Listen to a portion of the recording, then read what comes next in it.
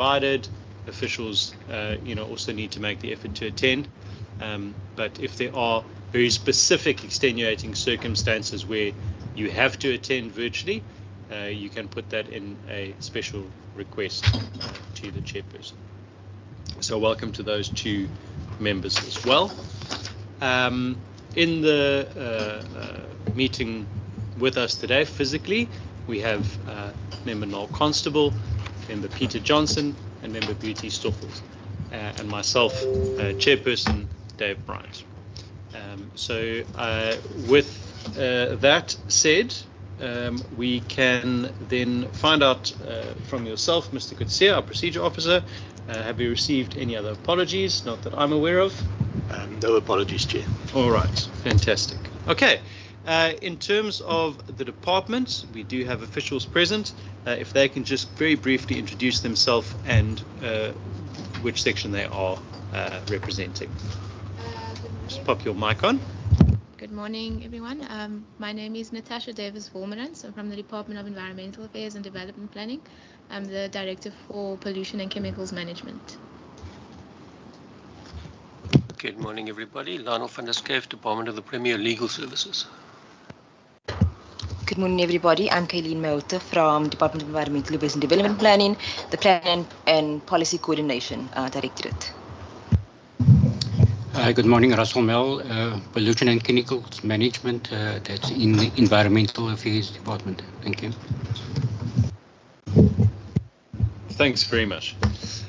So today we're going to be considering two pieces of legislation that have come before us for comment during the public participation process. The first that we will be hearing from the department on is the Marine Oil Pollution Preparedness Response and Cooperation Bill, and Ms. Vormerans will be presenting on that, after which we'll have an opportunity to consider the inputs from the department and from external stakeholders. We will then take the second piece of legislation, which is the Support to Municipalities Bill. Once that official is present, we can go through that, and we will then make recommendations and consider the way forward on both of those bills in terms of our negotiation mandate. So, Ms. Vormerans, over to you. Thank you. I see you've got members on Teams, so I'm not sure about this presentation needs to be then.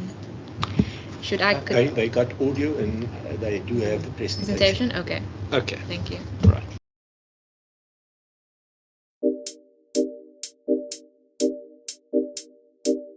So, yeah. Okay. Thanks so much. All right. Thank you for the opportunity to present on our comments on this bill. Just for noting, I think many of all the members would have been at the briefing with Department of Transport, which was in November. So that's the same piece of legislation. So just for noting, let's get rid of this. Sorry. So comments we provided was signed off by our HOD on the 2nd of August 2024 on the specific bill. And we then submitted it to the Department of the Premier's Legal Services, who then collated all the Western Cape government comments. So this presentation focuses only on the comments from Environmental Affairs and Development Planning, and then Lionel can then expand on any other comments that were made. So just for noting is that our department, DEDP, only plays a supporting or advisory role with regards to this specific bill. And the implementation of it. So the South African Maritime Safety Authority, or SAMSA, is the lead authority. And then obviously the National Department of Forestry, Fisheries and the Environment are the regulatory authority dealing with pollution in the marine environment. So when it comes, we advise and support if that pollution will then come onto coast above the high water mark, because we essentially only deal with land-based pollution above the high water mark. So for instance, if there was a ship that, for example, that you would have remembered I think it was the MV, or was it MV Galaxy, that was grounded along the coast of Matsikama last year, I think it was July, so that happened obviously in the ocean, but we were informed about it, and then we would have just advised, for instance, if any of the chemicals on board, if there was waste management practices, if they needed to discard of that, then we would advise on that and then monitor that. But the actual cleaning up, or if there was any spillage, that wouldn't be our responsibility. So that's just for noting. So our comments, and for this reason, our comments were very general and quite minimal, actually, when it comes to this, because our role isn't that much involved. So one of the general comments is that obviously with any kind, especially with this type of legislation that requires a response, communication is key. And so one of the main comments we made was that the bill must be clear on how provincial governments and municipalities will be involved and capacitated. Clear communication structures must be in place to ensure that municipalities and provincial governments are informed about incidences and actions taken. So the bill, just with regard to that, the bill does, through its clause 11, make provision for the establishment of an incident management organization, which includes what is referred to departments responsible for environmental affairs, fisheries, disaster management, petroleum and energy, and then that will also then other sectors can also be invited through that organization in any relevant sectors. So we do feel it does seem like those kind of communication structures and that communication that we seek would be established through that organization. But obviously that incident management organization would have to function fairly well. Because the role of that incident management organization, it's an ongoing basis, so it's not just established when there is an incident, and they, according to this bill, need to convene at least biannually for routine business. So we would then see that whatever communication structures would be formed through that organization. So that was just a general comment from our side. Then on the definitions, in terms of clause 4, application of the Act, the clause excludes the application of the Act to any ship or offshore installation of the South African National Defence Force in times of war, conflict, or emergency. So here we just commented that there needs to be a clear definition of what emergency is. Because, we have that term in a lot of different legislations, and it could mean different things to different people. So that was just a point. So we basically just said it's not clear what would be seen as an emergency in this context. The bill must provide guidance and clarity as to what would constitute an emergency. It should be noted that some emergencies are sudden and unpredictable, while others have a slow onset, possibly due to gradual equipment failure resulting from a lack of maintenance. So we just commented that that needs to be clearly defined in what is termed, in that context, what is termed as an emergency. Then just a couple of points of clarity on clause 5, which deals with risk assessments. I just put in the actual piece of legislation there. It says that the Director General must cause the authority, in this case the authority is SAMSA, to undertake a national marine oil pollution risk assessment within 2 years after coming into operation of the envisaged Marine Oil Pollution Act, and thereafter at least every 5 years, or whenever there is a new development that alters the risk of marine pollution incidents in a port facility, oil handling facility, or offshore installation, or whichever comes first. So that underlined bit there, it's not clear who will determine what constitutes a new development. So, is it a new terrestrial development like an industrial park that could potentially result in increased shipping, which then increases the risks of any pollution incidents? So we just needed clarity on that. We requested clarity on what is the meaning of new development. And then, because essentially for our department, there might be some linkages because we obviously deal with approval of environmental impact assessments. And then, we would then probably have an input as far as risk assessments go, what the risks are associated with specific developments. So just requesting clarity on what the meaning of new development is. Then on some of the additional details that we commented on that we would like to see in this bill was with regard to clause 13, the duty to report incidents. We were just seeking clarity on when an incident must be reported. So should it be an incident be reported immediately, or when an incident occurs, or within a specified time frame? So what we propose is that time frames must be provided with regard to the reporting of an incident.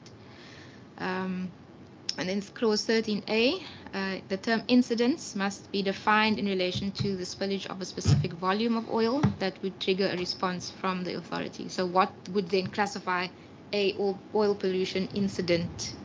Because obviously if it's just a can of oil, are we going to be reporting that as an incident? Or so there must be some kind of threshold volumes that will say this is what is going to trigger this process going forward. Then clause 30 is just which lists offences and penalties with regards to this bill. We just would like to see that it's considered including providing a false statement or account of events related to a pollution incident that attempts to hide or conceal the extent of the oil pollution incident. And we'd like to see that considered as being listed as an offence. And that was basically all of the comments from our side. Like I said, we are only a supporting or advisory party in this, and so our comments weren't that extensive. Thank you. Thanks very much, Ms. Vormerans. I think let's take the public comments next as well, and then we'll move on to questions in general. Thanks. Thank you, Chair. By way of clarity, the comments that we are referring to here are comments that we submitted to the National Parliamentary Committee in 2023. They called for comments and we responded. We got comments from, when I say we, I mean legal services. We're the ones who coordinated them. We received comments from the Department of Environmental Affairs, and we received comments from local government. We did not call for public comments on this particular version. Okay, the National Parliamentary Committee did. Okay, so the comments that we submitted were just from the Western Cape government. From the legal perspective, comments were submitted by legal services. They were mainly technical in nature and pertain to the draft itself. In other words, they pertain to, for example, punctuation, spelling, grammar, the correct use of legislative drafting principles. The purpose of it was to enhance and improve the quality of the draft itself. We did not have any substantive legal comments as to what was actually in the bill. I can go through those comments if you want me to. I think it's going to be time consuming. I've had a brief look over them, and things like organisation should be spelt with an uppercase O and things like that. So I think this is more a case. I mean, these have been circulated to members as well. Okay. So I think I should hasten to add that many of the comments that we submitted were accepted and adopted in the B version of the bill, which is what we are now looking at. So, perhaps you could maybe point out some of the ones that weren't accepted, if you have access to that, just so we can. I can. Yeah. Very often it's a matter of style.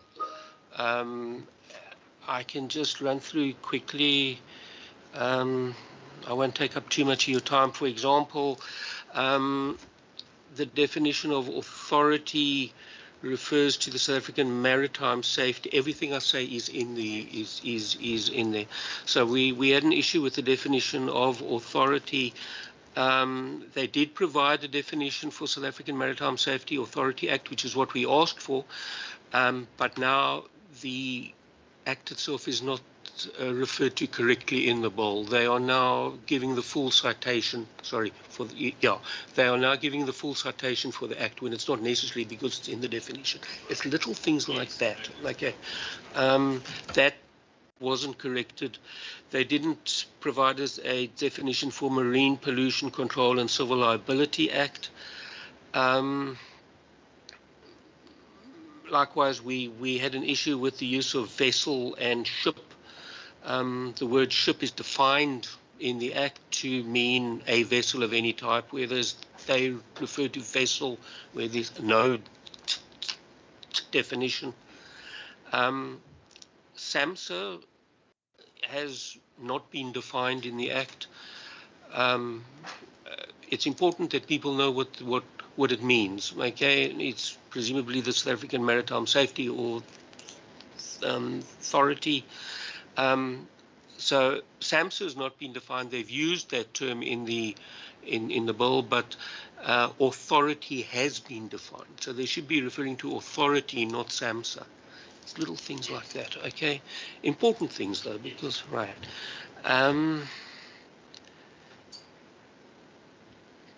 They refer to an incident command course is defined as being compulsory, as a compulsory course provided to all incident commanders. The definition should also make reference as to what this incident command course is, where it comes from, who provides it, and in terms of what. Otherwise, it's just hanging there. And sorry, let me just carry on quickly and see whether I can. There was an issue with the reference to, I'll just read it, I think it's easier. The definition of offshore installation refers to internal waters, territorial waters, and the exclusive economic zone. These terms are also used in the definition of the South African waters, which are where they are linked to sections 3, 4, and 7 of the Maritime Zones Act. In our opinion, for the sake of consistency and clarity, it is submitted that the reference to internal waters, territorial waters, or the exclusive economic zone in the definition of offshore installation should also be linked to the Maritime Zones Act. Its consistency, they have a tendency to draft in passive tense, whereas we draft in active tense. Likewise, you draft in the present tense, not the future tense. Let's see what else I can find.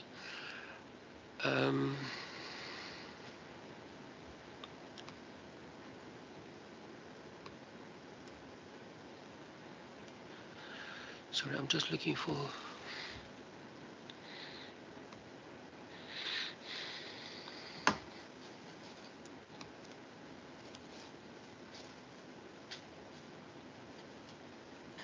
Right, clause 8.7, the clause states that the Director General may appoint an official to undertake the auditing.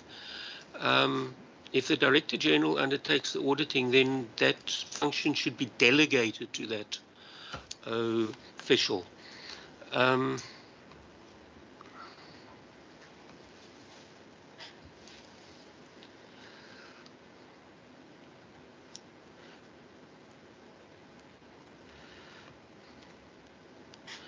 Likewise, as I said earlier, looking at clause 11.3, this clause states that various representatives may be invited to be members of the Incident Management Organization. It is accepted legislative drafting practice to draft legislation in the active tense. So what they should be saying is the authority may invite. That also gives a clear invitation as to who is doing the inviting. I mean, I think more specifically, are there any stylistic or otherwise proposed amendments that you've suggested or changes that you think would materially impact support for the bill? I don't think so, no. Our suggestions are just basically to clarify the Act or the wording in the bill. I don't think it'll change the meaning of the bill. All right. I'm going to open up for questions. We also have the members online. So members online, if you do have a question, please feel free to raise your hands. And I'll open up to the room first.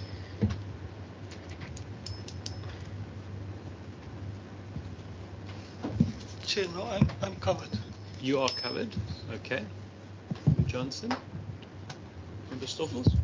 Yes, Chair. Good morning. And good morning, Chair. Good morning to the department Chair, mine is only to comment an honest presentation from the department. It's a really honest one. And also to commend you, to be honest, to say you want to be clarified. And that to me is very important. Because for us to take a decision on things that we don't know what is the meaning, it's very risky. But we have also to, and also to thank the presenters for the informative presentation, because you put the questions there that we wanted to ask you. So I don't think there's any need for any questions. The only thing that I want to pose some questions is from the legal side, is to ask Mr. Lionel.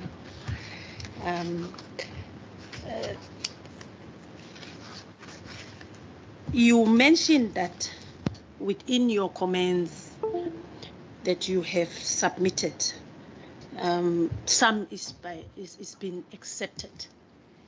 Now my question is, been accepted by whom? By the Portfolio Committee. Yes. Our comments. Sorry, Miss. I just from a procedural perspective. Yes. Can I just let member finish first, and then I'll give you an opportunity to respond. No problem. It's been accepted by whom? And then also, I like that you have admitted whatever you have highlighted to this committee. It's just a matter of to say the how and who's and how will we do it because of the wording. It's just there in there instead of is or are or whatever. It won't change the act. It won't change. So to me, I fully agree with you. Those things that you have highlighted to us, I fully agree. We need to be clarified by the department, by national department.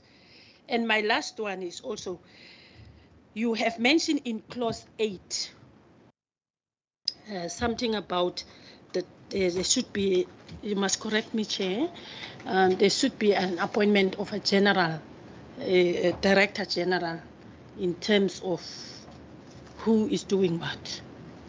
I'm not sure whether I have captured you correctly.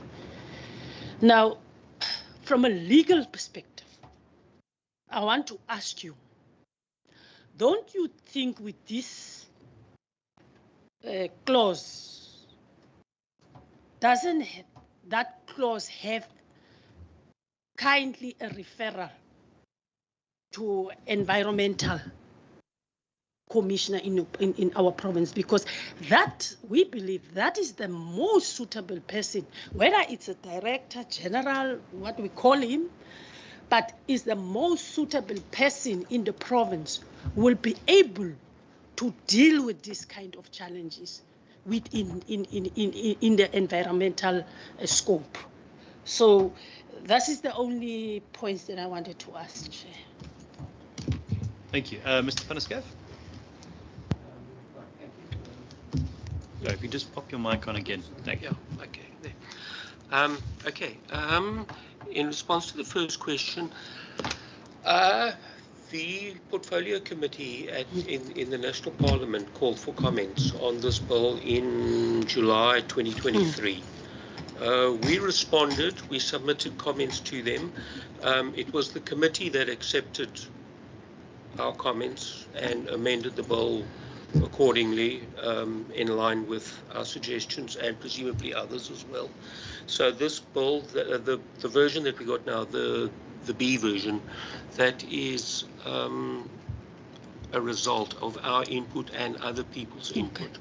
Okay, so that's the version that we're looking at now. The second question about clarifying, was that a question? No, it's just a comment. Yeah.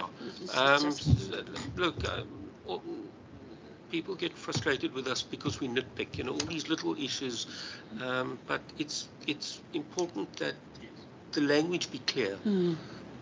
So yes, that we do need to raise those issues.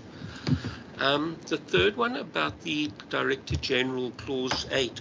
Clause 8 is the Marine Oil Pollution Response Equipment Inventory. Okay, that's just basically what they've got. Equipment that they can use to deal with oil spills. As to who the most appropriate person is, the Director General, my understanding is that this is dealt with at the national level. As to whether the Director General at the national level is the most appropriate person to deal with this, that's a policy decision that they need to take as to who they think is the best person, the department. So I can't definitively answer your question as to who is the best person, but one would assume that it's the most senior person to be able to deal effectively with this. Thanks, Mr. Van der Schaaf. And I think also, I mean, we must acknowledge that we're in a slightly unique situation with this bill, in as much as at a national level and with the rest of the provinces, they're dealing with it within the transport space, and you know, we are dealing with our environmental committee, so we have a slightly different angle, I think, when we're looking at this. Sorry, so you had your hand up. Did you want to respond to the question from the minister, from the member? No, I just wanted to underline a comment in terms of its importance, and that was clause 13, duty to report incidents. One of the issues there is it doesn't specify to who these incidents must be reported. We're just assuming that maybe it must be reported to SAMHSA. But the communication between SAMHSA and the municipalities or the environmental departments, that has not been spelled out anywhere. And then the important thing there is the time frame. Remember, ships are not stationary. Once an incident occurs, a ship may be 500 nautical miles away. And the next thing is you find the oil on the beach somewhere. So that time frame is very important in terms of where our job lies. So maybe as part of a motivation, you know, just to underline that, to say that that's a critically important thing for us. Thank you. Yes, I think very important point made, and it's a very topical issue at the moment with the oil spill, because we've recently had one which has affected seabirds in Hout Bay, Komaki area. And as I understand, they're still trying to ascertain the source of the spill, you know, which speaks directly to what you're saying at the moment. If that gets declared straight away and there is a line of responsibility that can be followed and accountability, it will be much easier, I think, for the environmental agencies as well to deal with this, and also for the authorities to take action terrestrially and from a maritime perspective. I've just got a couple of queries. The first one is on your presentation, Ms. Wormerans, around the meaning of new development. Also, I thought that's a very ambiguous word, because development could be a new occurrence or it could be a new physical development. It's difficult to actually see what they're referring to. So I do agree that clarity is definitely needed there. But just in terms of clause, I'd highlighted clause 13, but that's already been mentioned. Clause 30, offences and penalties. Can you expand just a little bit more in terms of what you and the department would envisage, sort of fleshing this out a little bit more, and you know, how that would be rolled out? I mean, are you suggesting it be undertaken as a sort of a criminal case, or how about who would be the regulating authority when it comes to, you know, enforcing that as well? Yeah, so that's clause 30 is just, so we wanted to add, so I think even in our own, in the NEMAs and in the National Water Acts, you always have this as an offence penalty, is giving false information, because it's a real issue. And so that we wanted included. I'm not sure, Lionel, whether it's been, because I'm not sure if I have the latest B version you're referring to, if it's been considered or if it's been added. I think the B version was circulated by the... Okay, because mine says 2022, so I wasn't sure if it's, is it that one? Is it the same one? 2022. But okay, so that actually hasn't been considered then, because it's not listed there. But seeing as the authority, I would imagine, and I'll ask Russell to also maybe come in because he was the main commenter on it. But I think seeing as the authority with regards to this bill is SAMHSA, I would imagine that they would then have that regulatory role to, if it is an offence, to take it forward, whether it be criminally or however they wish to deal with it. But I don't know, Russell, if you want to add. Yeah, because I think that's kind of the nub of the question is, I think often what tends to happen with environmental crimes is they get treated slightly differently and people end up getting fines when they should potentially be held criminally liable because of the damage that they've done to environment and to animals and in many cases to people as well. Yeah, if I can just comment, a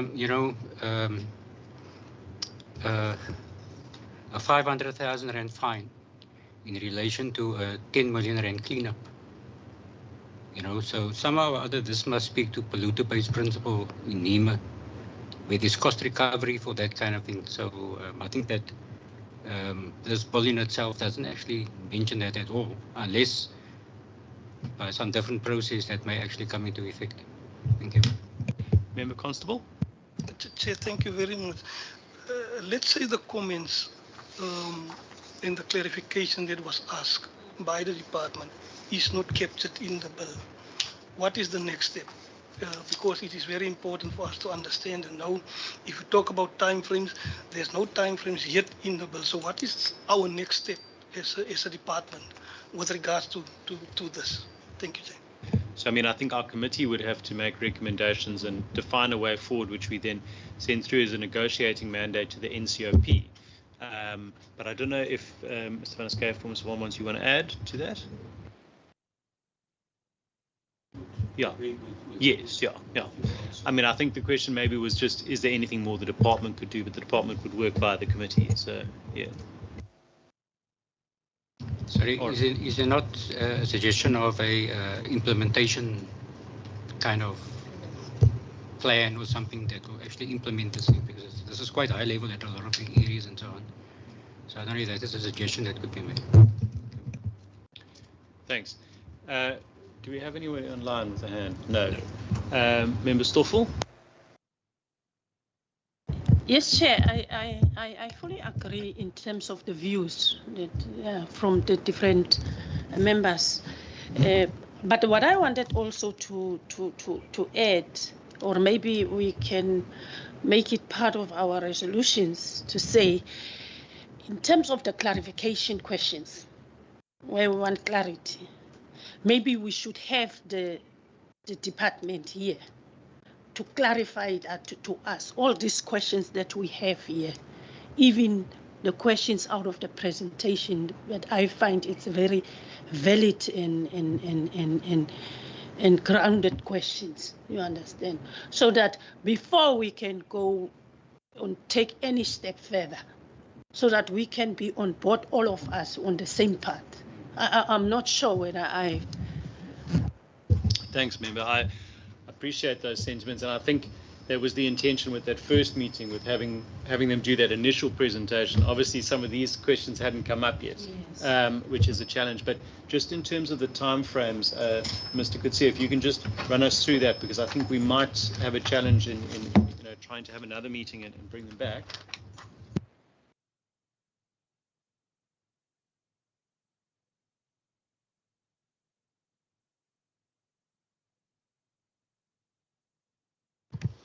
I think the negotiating mandates, I just want to get to their programs, is only due in April.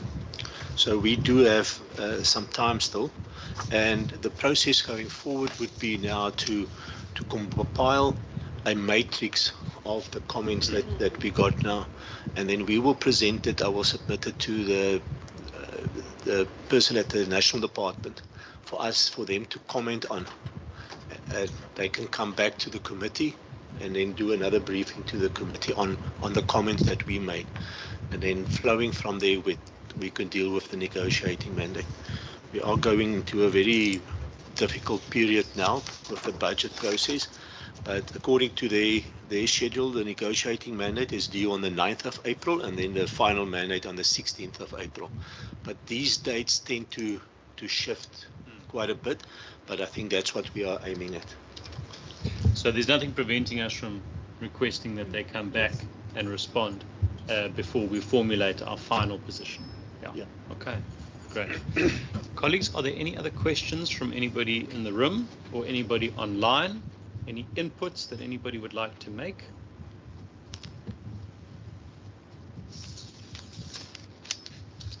Going once. Going twice.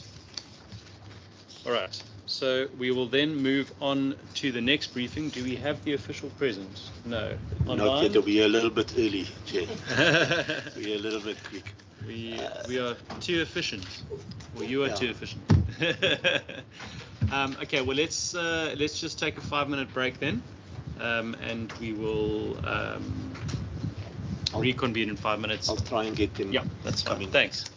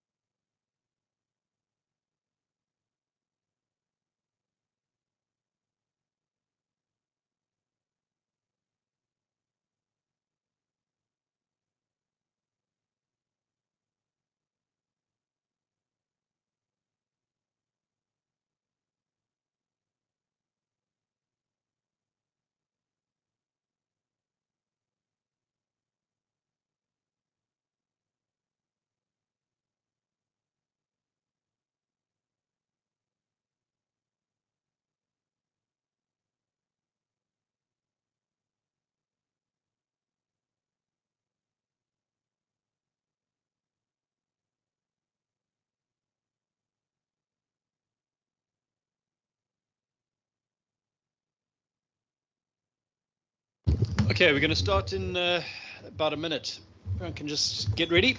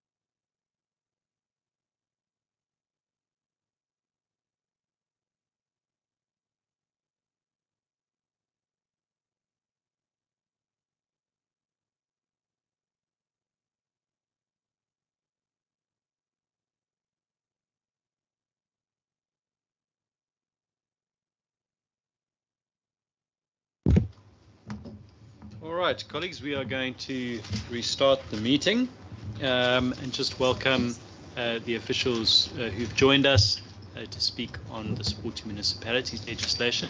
You can just introduce yourself, starting from your side, sir. Yeah, thanks, Chairperson and members.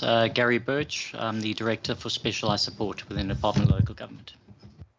Good morning, Chair, honourable members. Sandra Greiling, responsible for municipal performance monitoring and support. Morning, Chair, honourable members. Kamal McCann, Director Municipal Governance.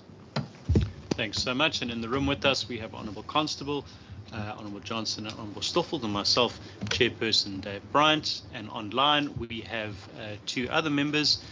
One is Honourable Grant Murray and also Honourable Dirk Wessels, who unfortunately weren't able to attend in person today. All right, I think without further ado, if we can then hand over in terms of feedback from the department on the Western Cape Monitoring and Support of Municipalities Amendment Bill, after which we will then take questions of clarity. So I don't know who's going to present first. Yourself. All right, thanks. Chairperson. Yes. Apology. Nope. I neglected to phone Amanda Tor and ask her to join the meeting as well. She's from .p, the legal person that works on it. But we can start with the presentation. So. Okay. Well, from a legal perspective, is it important that she's present when we start? No, it's fine. Are you sure? Yeah. No, we can. So you're going to start. Yeah. Okay. Thanks.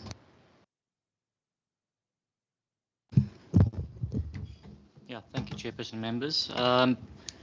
Yeah, so as mentioned, we're going to present just on the Western Cape Monitoring and Support of Municipalities Amendment Bill.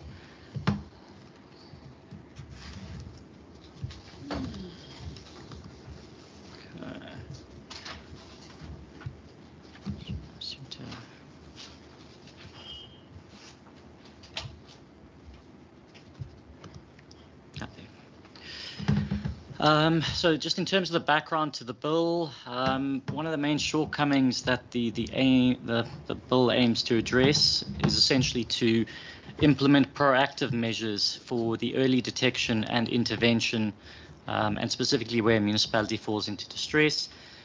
Some of the advantages of such would allow for the early detection of behavioral patterns that typically precede a serious misconduct, maladministration, fraud, or corruption. And then one of the other advantages noted is that a more formal type of intervention by the provincial government is more likely to be successful if it's implemented prior to the collapse of the provision of basic services in a municipality.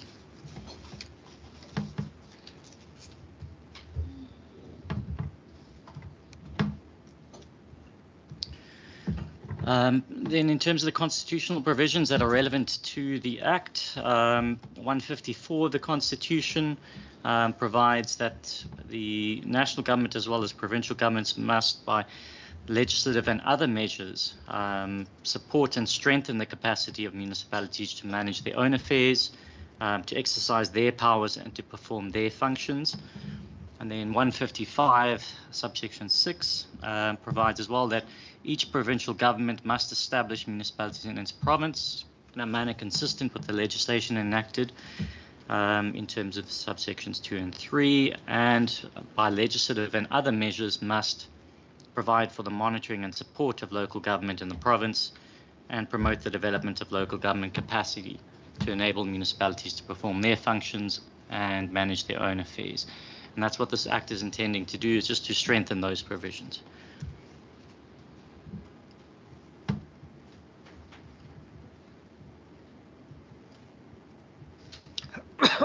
Then the objectives of the amendment bill are to provide for the proactive monitoring of municipalities, and that's to detect fraud, corruption, maladministration, other serious malpractices early on in the process.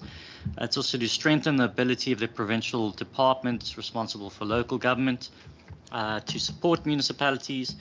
It's to strengthen the ability of the department to gain access to information that's required to conduct investigations and assessments effectively, as well as to strengthen the monitoring and support of municipalities by making provision for municipal councils to conduct preliminary assessments in certain circumstances, and then also to reduce red tape and refine technical provisions in the Principal Act. Sorry, Mr. Birch, I don't want to interrupt you. If possible, just for context, as we, in terms of the introduction, could you just briefly outline the origin of the bill, how it came to be where it is now? I mean, where the amendments originated from? So the original bill, well, Act came into force in 2014. The department and provincial ministers and various ministers over that period have been implementing the relevant provisions. Most of those provisions deal with the investigation function, and when the minister designates investigators specifically to investigate certain allegations at municipalities. And over the years, we've noted and had certain challenges with the implementation of that Act. There have been a few court challenges in relation to certain of the actions taken in terms of that Act. Those have been successfully defended, but there have been noted provisions where it would make the process essentially more effective. The outcome of the investigations more implementable, ensure that there's actually accountability following on those investigations, to speed up some of the investigations, to deal with instances where municipal officials do not comply and cooperate with the relevant investigators. So there were certain issues picked up over the years, and this Act and the bill specifically is intending to resolve those sort of issues where it's been felt that there's certain red tape provisions as well. So we're trying to remove red tape and to try and, as a department, assist the provincial minister to act quicker in relation to certain of these his functions. Yeah. Then if we go clause by clause, on the amendment bill, section 1 deals with the definitions, and clause 1 specifically of the amendment bill just add some additional definitions. Specifically here, it's ministerial support officer, a political office bearer, it's just defining that and linking it to the Systems Act, providing for a provincial support officer who can provide support in terms of 154 and 155 of the Constitution, just to detail and define a record, as well as a staff member of the municipality. And then there's also some other definitions like a local government support officer as well. But we'll go into the provisions themselves, and it gives more context to those. Then clause 2 aims to, it inserts sections into section 2, and this empowers the provincial minister via a notice in the Provincial Gazette to require a municipality at regular intervals or for a specific period to provide to a specified provincial organ of state information that's set out in that notice. And then the provisions set out the way in which that power must be exercised by the provincial minister, and specifically it must relate to a reasonable request, taking into account the administrative burden on municipalities for providing that information, the cost, as well as existing mechanisms. Now, the rationale for this insertion is that the section will assist the provincial government in ensuring that it has access to all the required information and documentation to effectively comply with its constitutional and legislative duties, and that's to monitor and support municipalities. What should be noted in relation to this section is that the provincial minister has this power already under Section 105 of the Systems Act, under the national legislation. What this section is aiming to do is actually to 105 allows for the minister to request this information and information that he details in a gazette, but he must specify to a category of municipalities. And what this section is aiming to do is that he could specify to an individual municipality or select group of municipalities. So we're actually trying to reduce the burden on collectively requiring municipalities to provide certain information when it's not necessarily needed for certain of those municipalities in a category. So, for example, he could set out and say all of those municipalities that have an adverse audit opinion, for example, and he would then require certain information from them at regular intervals so that we could monitor those municipalities a bit more closely, as opposed to saying all category B municipalities must provide this information. So that's the rationale for that. Then Clause 3 deals and introduces sections 2A and 2B, provides for access to records of municipalities, and just provides that upon request of various persons, the municipality must provide the requesting party with access to the records that are necessary for the purposes of monitoring, assessment, or investigation of the municipality. And it's just to enable the provincial government to monitor. One of the main constitutional provisions is that we must monitor municipalities. And we can't do that if we don't have the information relating to what's going on in the municipality. Then 2B is designation of a local support officer, local government support officer. The minister can designate here a local government support officer to a municipality, and that's to provide support to that municipality.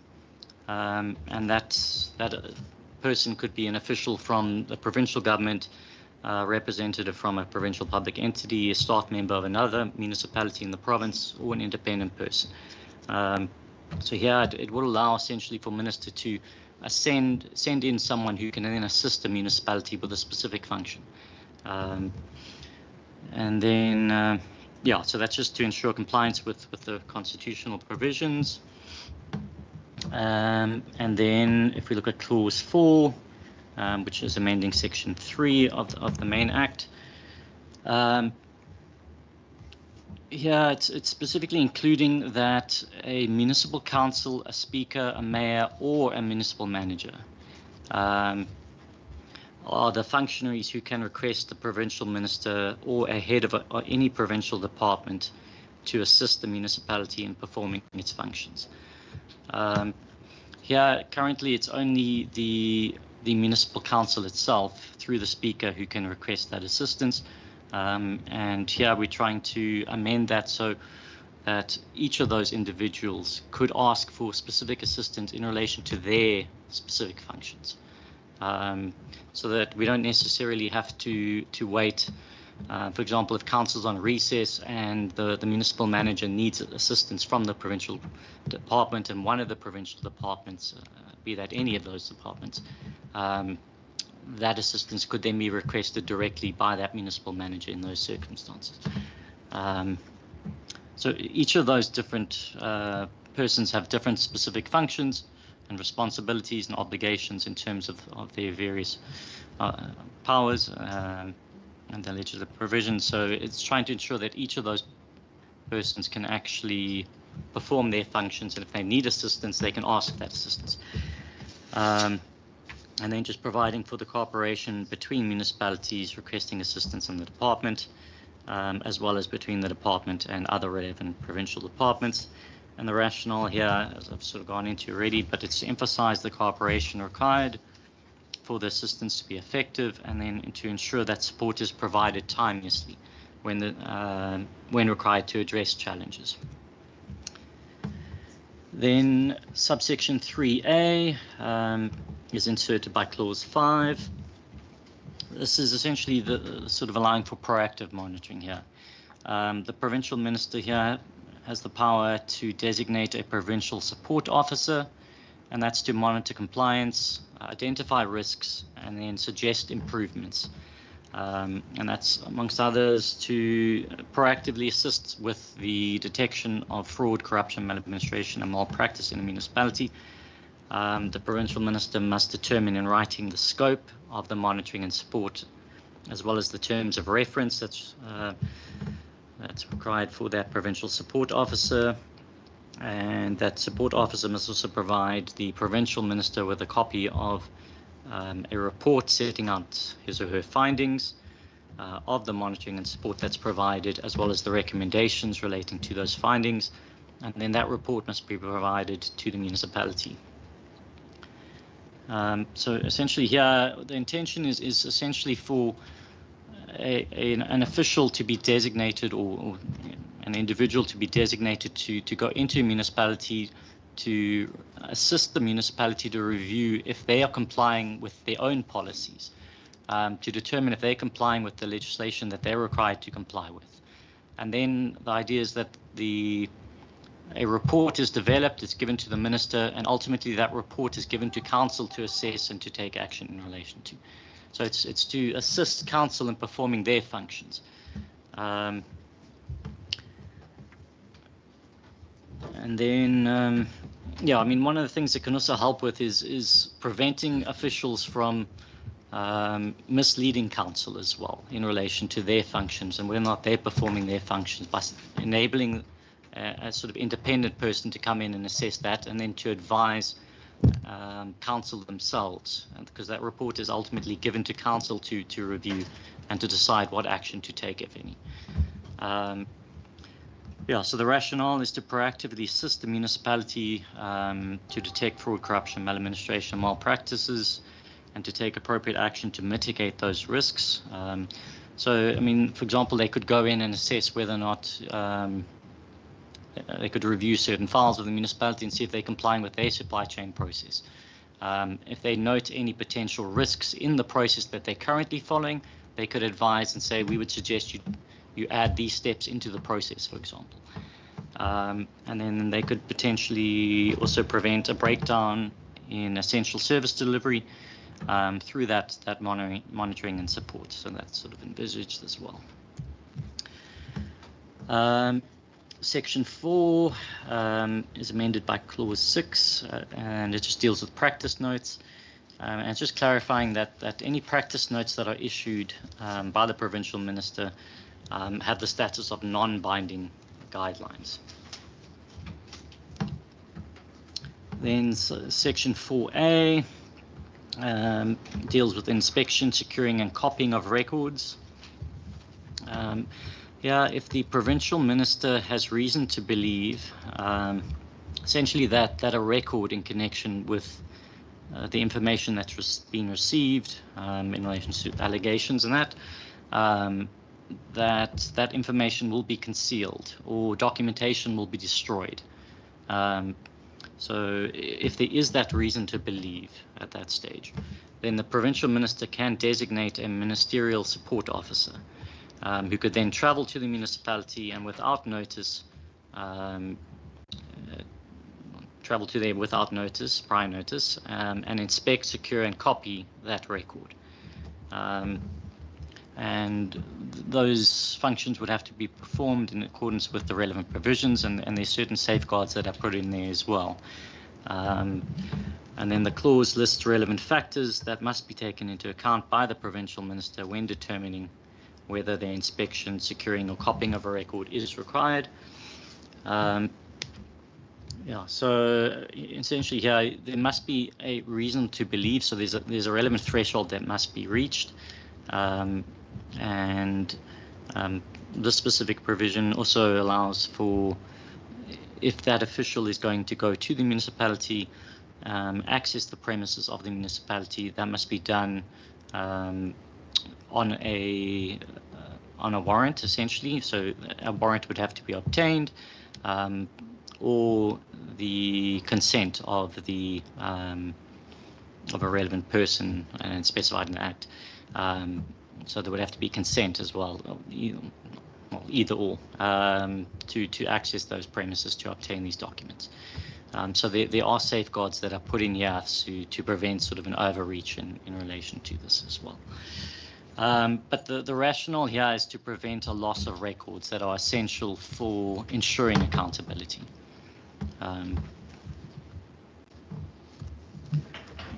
Then Section 4B deals with the preliminary assessment. So before a Section 106 investigation is initiated, so here the provincial minister can, on receipt of well-founded allegations that a municipality is not complying with its sort of obligations and statutory obligations, or that there is maladministration, fraud, corruption, or other serious malpractice happening, he can direct the municipal council to conduct a preliminary assessment of the allegations. I think you might be missing a word in that. Doesn't read, provincial minister can, on the receipt of well-founded allegations that, okay, sorry, yeah, it's the commas, comma, the commas that's the problem. being added Comma there, needs to be yeah. taken out. Yeah, that's it. Okay. Thank you. Yeah, and then the provincial minister may require that the municipal council provide him or her with a preliminary assessment report that just sets out their findings and the steps taken or that will be taken to address the matter. So here the rationale is to ensure that the municipality gives effect to its obligations. It's to involve the municipality in the accountability process, and then it's also to prevent unnecessary investigations by the provincial government, which could be prevented by a internal preliminary assessment by the municipality itself. Then Section 4A deals with the duplication of assessments and investigations. Yeah, in order to avoid the duplication of assessments and investigations, it aims to avoid that by expressly providing for the provincial minister to refer allegations to the South African Police Force, a Chapter 9 institution, the Special Investigation Unit, or another organ of state if he deems it more appropriate, and then to await the outcome of such investigation prior to taking action under 106 or the Western Cape Act. So what often happens here is the department as well as the provincial minister are assessing an allegation that's been received. We've got the public protector that's investigating the same allegation. We've got the SIU that's investigating the same allegation. We've got the Hawks that are investigating it as well. And everyone's looking at the same allegation and essentially just wasting a lot of resources in relation to one specific matter. So the idea here is to, in specific circumstances when it's determined who would be the most appropriate investigation body to look at a certain allegation, and here we'd look specifically at the powers that are granted to each of the various investigation bodies. So we know, for example, that in relation to certain allegations, we don't have the power. For example, the provincial minister doesn't have the power to access someone's bank account. But that power is granted to the SIU, for example. And if you need that information to determine if the allegations are true, then it will be more appropriate for that body to investigate those specific allegations. Yeah, so that's the intention there. And it would just allow for the minister to cease his process pending the outcome of the investigation by one of the other bodies, essentially. Then Clause 8 deals with Section 5. and that's the assessment that is required before invoking 106. Here it just aims to make technical amendments to the required procedures when invoking 106, and the rationale here is that the amendment allows for greater flexibility in the manner in which the engagements that take place prior to taking action under 106. So it's just to allow greater flexibility, essentially. Other relevant provisions nevertheless have to be complied with, and for example, PAJA and just, so we'd have to comply, and the minister would have to comply with those provisions as well. But it's just to allow for that flexibility. And then prior to invoking 106, the provincial minister, when assessing all relevant information before him, you can also now take into account whether any directives that are created specifically for under this amendment bill, if the municipalities fail to comply with those as well. So just to include that as well. Then clause 9 deals with section 6. Here it also aims to make technical amendments to the required procedures when invoking 106. It also provides that if the provincial minister is satisfied that the municipality cannot fulfill a statutory function due to incapacity, he may determine appropriate steps in cooperation with the municipality to develop the capacity of the municipality to ensure that it implements applicable practice notes and other best practice standards. At the moment, that's a must, and there would be circumstances when it wouldn't be appropriate to necessarily have that. So it's trying to give that flexibility as well. Then also clarifying that if the provincial minister issues a written notice to the municipality under 106.1a, and that's requesting that the municipal council or the municipal manager provide him or her with information that's required in that notice, that the minister would not then be precluded from designating a person or persons to investigate the matter after that. So it's just to clarify that position as well. And then also that if the provincial minister has reason to believe, based on an assessment, that the municipality cannot or doesn't fulfill a statutory obligation, or that there's maladministration, fraud, corruption, or other serious malpractice, that it has occurred or is occurring, but if he doesn't consider it necessary for 106 investigation, so for example, all the facts are already there, so you don't actually need to investigate the matter itself, then can direct that the municipality must prepare a report stipulating the steps taken or to be taken to address the matter. Then clause 9, also it's just continued. The rationale essentially for this provision is that it allows for less intrusive measures to be implemented in appropriate circumstances, but still complying with the monitoring and support obligations. So essentially we're trying to create more alternatives for the minister, so it doesn't always have to be a very intrusive measure that's taken by the provincial government. So we're trying to create that flexibility. Then section 7 is amended by clause 10, and here what we're aiming to do is to provide for additional powers to an investigator that's appointed, including the right to enter premises of a municipality where he or she reasonably suspects a record is kept, which has a bearing on the investigation. Again, there are provisions there detailing with certain circumstances where a warrant is required, as well as when consent or so there's those powers, as well as detailing the manner in which the investigator can make copies or extracts from any record, also allowing for the investigator to cause an oath or affirmation to be administered to a witness, and then also to allow for subpoena powers as well, to subpoena a person to produce any record or object that's relevant to an investigation. Then just continued on clause 7. It also aims to provide the investigator with full and unrestricted access to any record of the municipality or staff member or political office bearer of the municipality if the investigator reasonably suspects that the record or staff member or political office bearer may give access to or provide information that has a bearing on the investigation. And then also providing for the provincial minister to share a report and recommendations with the South African Police Force, a Chapter 9 institution, SIU, special tribunals, other organs of state, as well as to the specific councillors of a municipality concerned as well.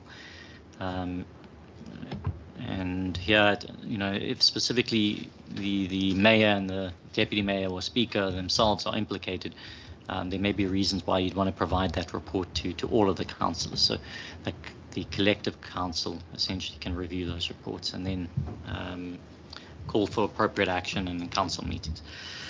Thanks.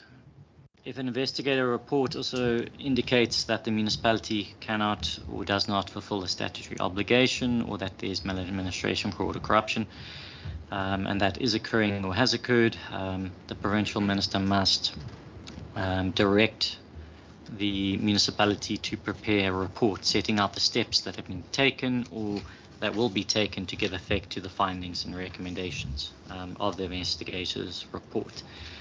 So again, just making sure that appropriate action is taken following on the receipt of a 106 report, and that the municipality reports back in terms of what action has been taken. Then, yeah, so the rationale for this provision and the amendments to this clause section is to ensure effective investigation techniques are employed, to ensure that there's accountability, as well as to ensure the municipality's cooperation and the relevant officials' cooperation as well during an investigation. In section 7A, the section provides for the manner in which a ministerial support officer and investigator must exercise their functions. So they may require a staff member, a councillor, or a political office bearer to comply with the direction or answer questions, and that's notwithstanding that they may have a duty of confidentially imposed on them, or that there's a provision in legislation, or they have an agreement in place with the municipality that regulates the management of a record in the municipality. And then detailing the process that should a person claim that a record he or she has been directed to disclose is legally privileged, and then providing for keeping of a copy of that record in safe custody until a court has made a ruling on the question of whether that information concerned is legally privileged or not. So what we're trying to prevent here is someone arguing and saying, well, I'm refusing to hand over a document that's in my possession because I am of the view it's legally privileged. So the Act and the bill is aiming to allow for those documents to then be secured and handed over to it's the registrar of the court, and to be kept in safe custody by the registrar of the High Court until a decision is made on whether or not that document is in fact legally privileged or not. And then also just setting out the manner in which the ministerial support officer and investigator must exercise their powers to enter the premises. As I mentioned previously, they must do so through a warrant process or by consent. Then just continuing with the rationale there, it's also just so the rationale there is to ensure effective investigations are conducted. We don't want to go through the expense of investigating something and then essentially we were sort of hamstrung along the way by non-compliance or obstruction by relevant officials in the municipalities who are refusing to provide documents or hand over documents. And yeah, so then reporting is dealt with in section 9. The aim here is just to align the the Provincial Act with the National Act, with the Systems Act, and then just to remove duplication. So we don't want to duplicate the provisions that are in the National Act itself and duplicate that, because if the National Act's ever amended, then we're going to have to amend the Provincial Act again as well. So it's to cater for that. And then Section 10 deals with regulations, and it's just to make provision for the Provincial Minister to make regulations on adequate safeguards for the processing of personal information, and then also processes to facilitate the implementation of the Act. Section 11 just deals with offences and penalties. Here we're just replacing the word document with record, and record is now defined in the amendment bill, and then adding certain additional offences as well. One being with the intention to hinder or obstruct the inspection, securing, or copying of a record by a ministerial support officer. So if anyone with the intention to do that, or destroys or conceals any record, and that person has knowledge that that document or record would assist a ministerial support officer in performing his functions, then that would be an offence. If someone fails to comply with a directive issued by the provincial minister under 74MI, or hinders or interferes with an investigator or any person exercising a power in terms of this Act. If someone provides false or misleading information when responding to a request of a ministerial support officer or an investigator, knowingly gives false evidence before an investigator after having been sworn in or having made an affirmation, or if someone intimidates, corrupts, bribes, or induces any witness. We've corrected in the presentation itself, but from giving evidence before an investigator, or to give false evidence before an investigator. So adding for those offences. Then there were two comments that were received by the Portfolio Committee from the public participation process that was conducted. One from the city and one from Mossel Bay Municipality. So we'll just quickly deal with those comments and just have a response from the department. In relation to the general comments that were made by the city, the department notes the concerns that were raised, but we are confident that the proposed amendments align with the Constitution, that they respect the autonomy of municipalities, and they also do not add unreasonable additional responsibilities for municipalities. What the members will note in the bill itself is we've tried to, often the amendments are actually trying to reduce some of the burden on municipalities and streamline certain processes, and also to reduce conflict between the provincial government and municipalities, and setting out how each of the sort of entities and organs of state are to act. Then in relation to the specific comments, as I mentioned earlier, the provincial minister already has the power under Section 105 of the Systems Act to ask for certain information in the Provincial Gazette, but at the moment, so the proposed insertion here in the amendment bill would allow for the minister to issue a notice to a specific municipality rather than to all municipalities of a category or a type listed in the notice. So we feel that that's actually more advantageous to a municipality. So we don't want to target municipalities and ask for information unnecessarily, and that's the intention here. But we do also want to be able to perform our monitoring function effectively. So the information requested in such a notice would be required in order for the provincial government to comply with its constitutional obligation to monitor municipalities in the province. Then the next comment comment number 2 from the city, that comment is also noted in relation to specific comments, that is. Here, access to records of a municipality must be for the purpose of monitoring, assessment, or investigation. So it is limited to those circumstances. So don't feel that it necessarily burdens a municipality here. And then comment number 3 is also noted. Here, a local government support officer is designated in terms of section 2 capital B of the Act as it's intended to be amended, and must provide support to a municipality as contemplated in 154 and 155.6. Sorry, Mr. Butch, I don't want to interrupt you. I think one of the challenges we have, maybe with a slight disadvantage, is that we don't know what those comments were. So I don't want to take you too far back, but just maybe on the, I don't have it. Oh, here we go. Just give us a sec, just to hand this out. Okay.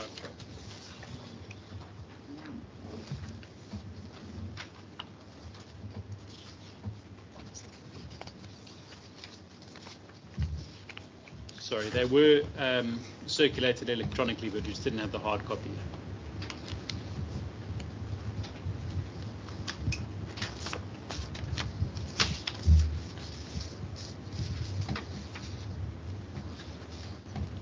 Okay, is everybody on the same page now? Literally? Yeah? Okay, carry on. So in comment 3, essentially what the city asked here is that the name and the designation of those local government support officers must be made known to the municipality.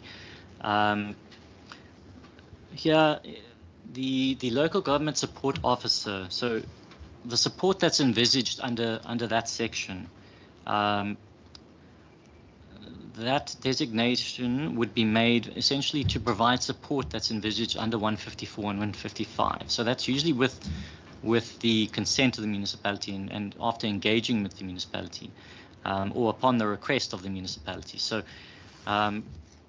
we don't envisage that would ever be the case, that someone would be designated and the municipality wouldn't be known or aware of that. So the type of support that's intended to be provided here,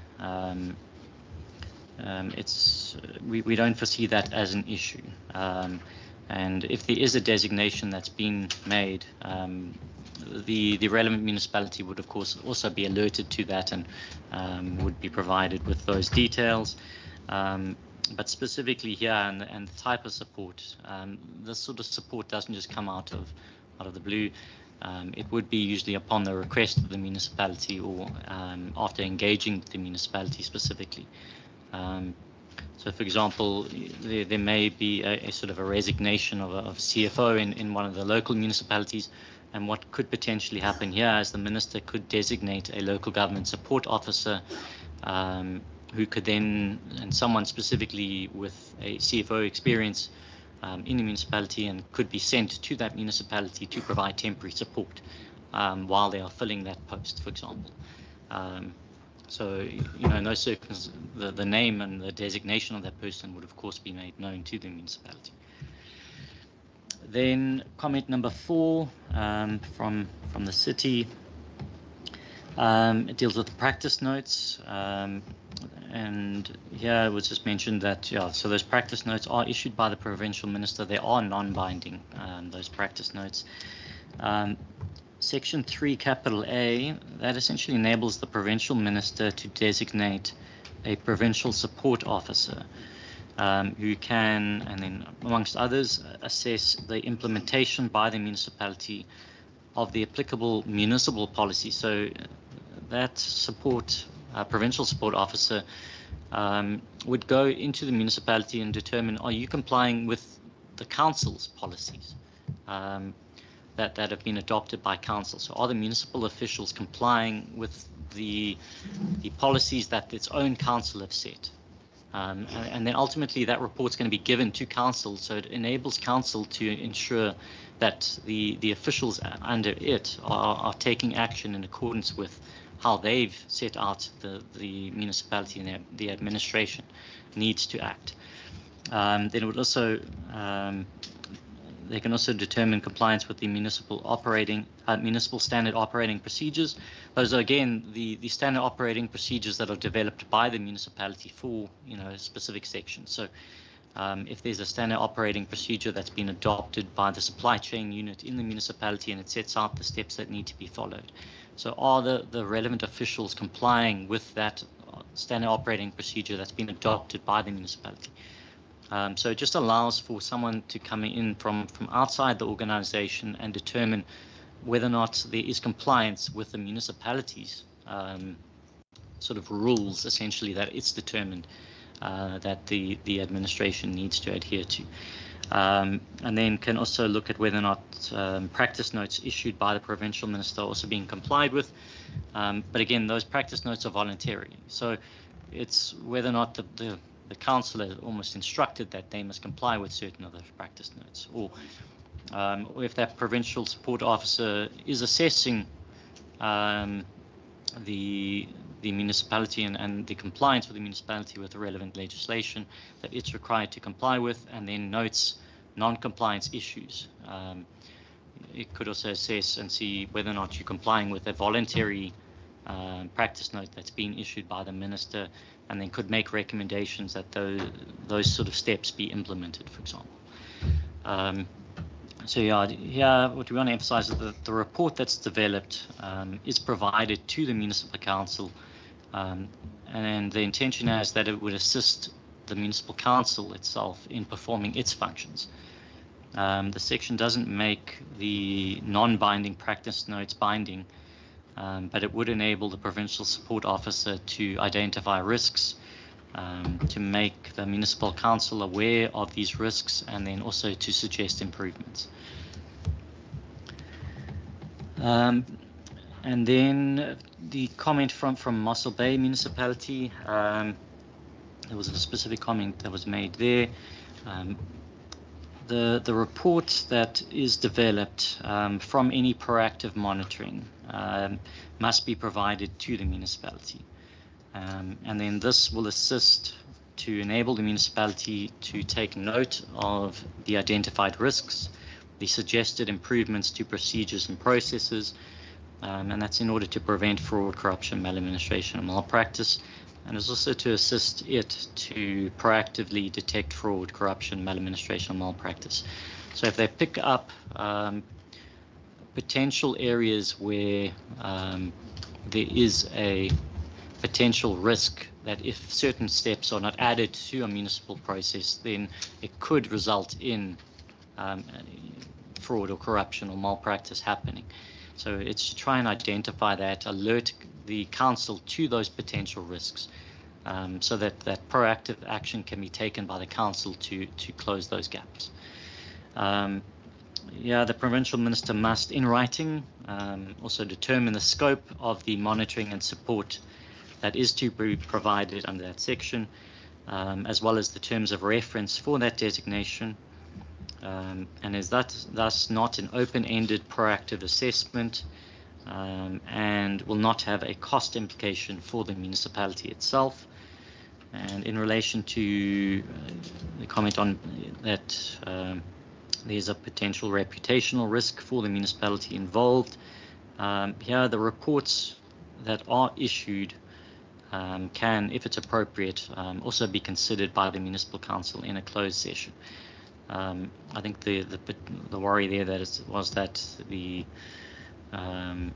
any reports that are provided could potentially highlight certain risks to the municipality, and where there are potential areas for fraud, corruption, maladministration to happen. And if the municipality is worried about that and potential reputational risk following from that, those reports could be considered in a closed session as essentially the response from the department. But the nature of these reports, I mean, the intention here is to enable council to address these sort of potential risks that are picked up when an assessment is done, and for improvements to be suggested, which could improve the municipality's procedures and processes. So we don't feel that there is much of a risk there necessarily. Then just concluding remarks. The amendment bill is intended to enhance the provincial government's ability to assist municipalities in ensuring effective service delivery to the local communities that they serve. The amendment bill furthermore aims to provide procedures for the proactive monitoring of municipalities, and this will enable and improve the municipal council's ability to give effect to their oversight mandate. Thanks. Thank you, Mr. Birch. Are there any other contributions that officials would like to make, or would you refer to? Sorry, welcome, ma'am. You arrived at the beginning of quite a long presentation. Would you just like to introduce yourself? Hi, I'm Amanda Tor from Legal Services, Department of the Premier. I'm assisting the department with the legality and legal issues in the amendment bill. Thank you. Thanks. And yourself as well? My name is Romeo Maasdorp. I'm legal advisor to the Provincial Parliament and assigned to this committee. Thank you very much, Mr. Maasdorp.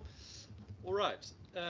We are now going to take questions of clarity and inputs, I might add, as well, from members. I don't know who would like to start off. We do also have, again, 2 members online. I have a few questions. I see Member Constable's got his hand up. Member Masipa, Member Stoffel. We'll take those 3 first. You are going to probably have quite a lot of interest. You've got a former mayor in the room and former maker member and former maker member online. So a lot of people who, myself included, come from municipal backgrounds. So I think you're going to get quite a few questions. But Member Constable, I'll go for you first. Thanks. Thank you, Chair, and good morning, colleagues. Chairperson, the name of the bill, of the act, is the Western Cape Monitoring and Support of Municipalities. I'm yet to understand the support kind of way this government is bringing to municipalities, because all I see is when we try to go into municipalities, it's always with regards to fraud and corruption and maladministration. But coming from a municipal or local government perspective, that is not always the case. Looking at municipalities, they also struggle in other areas such as revenue enhancement and stuff like that. Our section, or their section 52, section 71 reports shows exactly where municipalities are struggling in. But this bill is only focusing on maladministration, fraud and corruption. So that for me is a blurred kind of way. I like to see the bill showing us the support, the real support they're giving to municipalities. Yes, let's focus on fraud, corruption and maladministration, because that we have to deal with. So this is an agreement. But where is the support on other avenues, other than fraud and corruption? Where is the support on service delivery? Where is the support on revenue enhancement strategies and that kind of thing? For me, also the autonomies of municipalities is very much important. We need to make sure that we don't infringe on that. Mayors do have executive powers, MMs have administrative powers. How do we make sure that we don't infringe on that powers? Because we've seen court cases, we've seen municipalities spend a lot of money with regards to now we want to send people to municipalities without even prior notice. That will bring another bone of contention to the department. So taking that in consideration, we need to make sure that we don't move into that space and take away the powers of municipalities. And then, as City of Cape Town said, we need to make sure that we still align with the municipal system, align with the municipal structures, align with the MFMA. and not take all that away and bring it to provinces. Then we're taking the powers of municipalities away.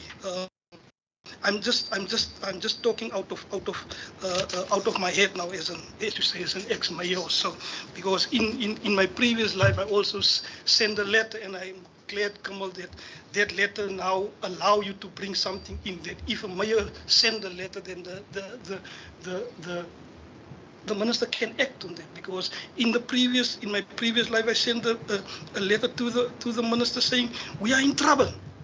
This municipality is in trouble. We don't have enough funding. We don't have enough revenue base. How do you assist? No response from the mayor. Secondly, Chairperson, the scope of investigation. Municipalities need to know if you have just an open, like Mossel Bay saying, if you have an open door, what are you going to? You're going to infringe in the municipal space. So municipalities need to understand this is maladministration, this is how we're going to, and this is the scope. So there needs to be an outlined kind of document to say, this is what we pick up, so this is the scope. Being even in my previous life, being an I don't want to say an accused of a Section 1 report, nothing came back to municipalities to say some of that Section 106 even hang 3-4 years ago, whilst the Municipal Systems Act said within 90 days you have to submit the report. The investigator must be appointed and that letter must go to municipalities. This is not, it's not in here. That's why I say the alignment with the Municipal Systems Act is important. So if the minister appoints someone, he must make sure that municipalities knows and understand this is the investigator, this is the process that we follow. The NCOP, the national minister, needs to be alert to the process. Yeah, something else. Yeah, the communication to municipalities. I think this is the ultimate. If you don't communicate to municipalities, they will just write back to you saying, no, we don't support. Or they will just put that thing back in your face, and then there's a legal battle. What I think this bill needs to do is to take away most of the legal battles that for now it will bring to both provincial government and local government. And municipalities don't have money to spend on, they need to make sure that service delivery is happening on the ground. You talk about consent. I think the term without prior notice will definitely bring conflict. Municipalities need to know if you send someone to their territory, they need to know someone is coming. I don't know how we will phrase it. I don't know how we will do it. If the executive mayor is part of your investigation, someone else needs to be informed. But there needs to be communication from province to local government. And then you have to have time frames. That time frame needs to be aligned with the Municipal Systems Act. Your section 4A and 4B, you don't want to do a thing, come into a municipality, stay there for more than 3, more than 6 months, and the municipality don't know when will they receive a final report. You need to say to municipalities, look, this is who we send, this is the time frame that we work in, please work with us so that within this time frame we want to finalize this process. And I think municipalities will allow you, if you're open, if you're transparent, they will allow you to come into this space. Then the other thing, Chairperson, if you have done your Section 106, we as province have done, and then there's no real evidence, what is the recourse of municipalities or of the individual that you investigate? Because what I noticed from the past, province comes in, it's a big bohai. There's a Section 106 imposed on municipalities.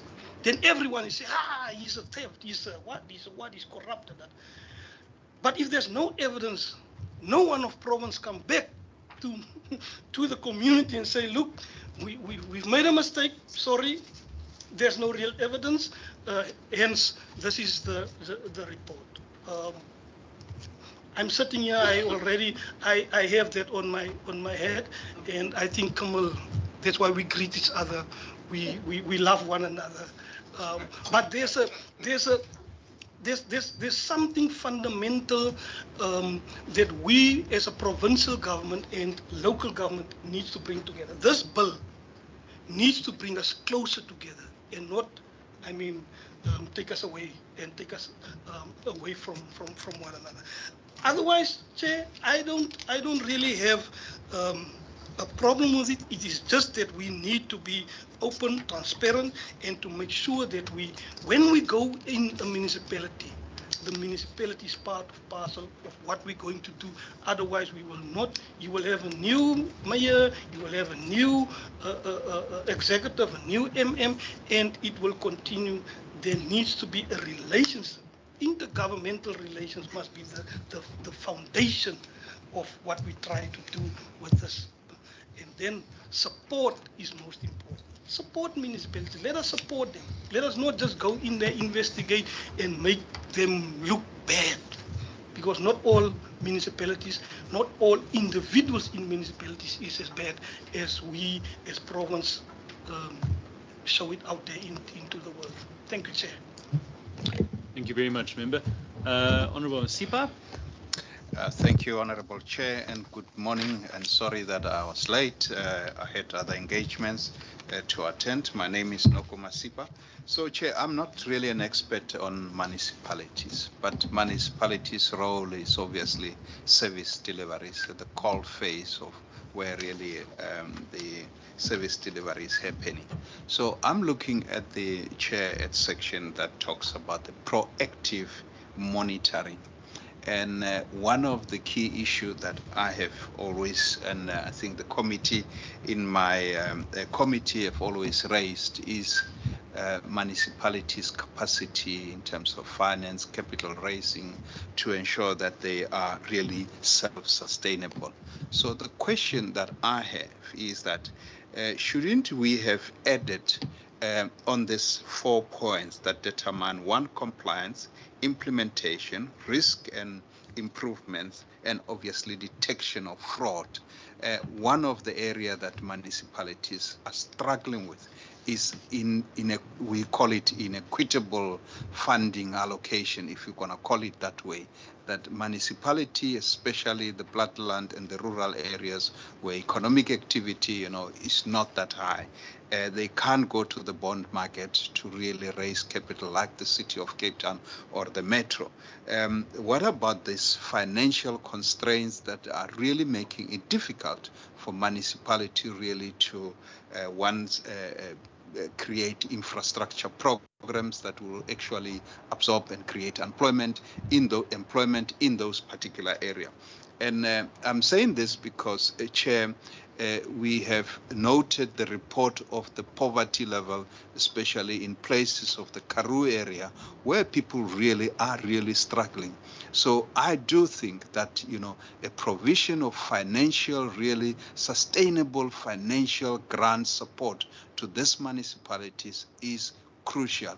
And again, we sit obviously here in the Western Cape with areas like Kailicha and so forth, where infrastructure after infrastructure, deployment of resources after resources, we are not getting there. But it's not sufficient. I definitely think that maybe one of the areas that proactive monitoring should be is the proactive monitoring from the financial side. I don't know what you will add, but I think, financial support to ensure that grants that are provided are equitable, or maybe linked to the risk is the risk of really inadequate support or inadequate financial grant. Thanks, Chair. Thanks, Honourable Masipa. I think very good points. You need both. You need to prevent the money from flowing out, but you also need to grow the CAC. Honourable Stoffel. Thank you, Chairperson. Chair, I'm worried. I'm really worried about this bill. I would rather then suggest, in terms of this bill, can we then have the actual bill here and try to compare this bill with the actual bill. Because this bill, what it's doing now, is creating a new unit within local government. And that is the corruption unit. Let's be frank and honest. Of which we have to take a responsibility in terms of addressing the issue of corruption in the province, especially municipalities. What my colleagues have mentioned is the actual truth. The concentration is corruption. But never in the bill I've heard that, like they have said, it's about service delivery, capacity building. Because remember, you have presented to us as a committee to say you are going to assist municipalities. Until today, we never have a progress report on all the municipalities that couldn't come up the mass. We don't have such reports. Now, today, we must go or we have a amended bill. We must give thumbs up to it. Before we can get thumbs up, we must know what is the status of the current municipalities in the Western Cape. And also, when I listen to the bill is taking the powers of the municipality managers now over. They are taking that over now, this bill. And also the councils. You know, this approach that we are coming here, it was there before. And it never assisted us. Whereby the province will use this kind of practices to take municipalities out of other political parties that is not DA parties. I'm sorry, I have to mention this. This is the strategy here. And there's no way we can allow that. We are saying, part of the committee is that before all these actions can take place, there should be a proper assessment, because what you are saying now to us, even your intervention strategies is not working in these municipalities. I might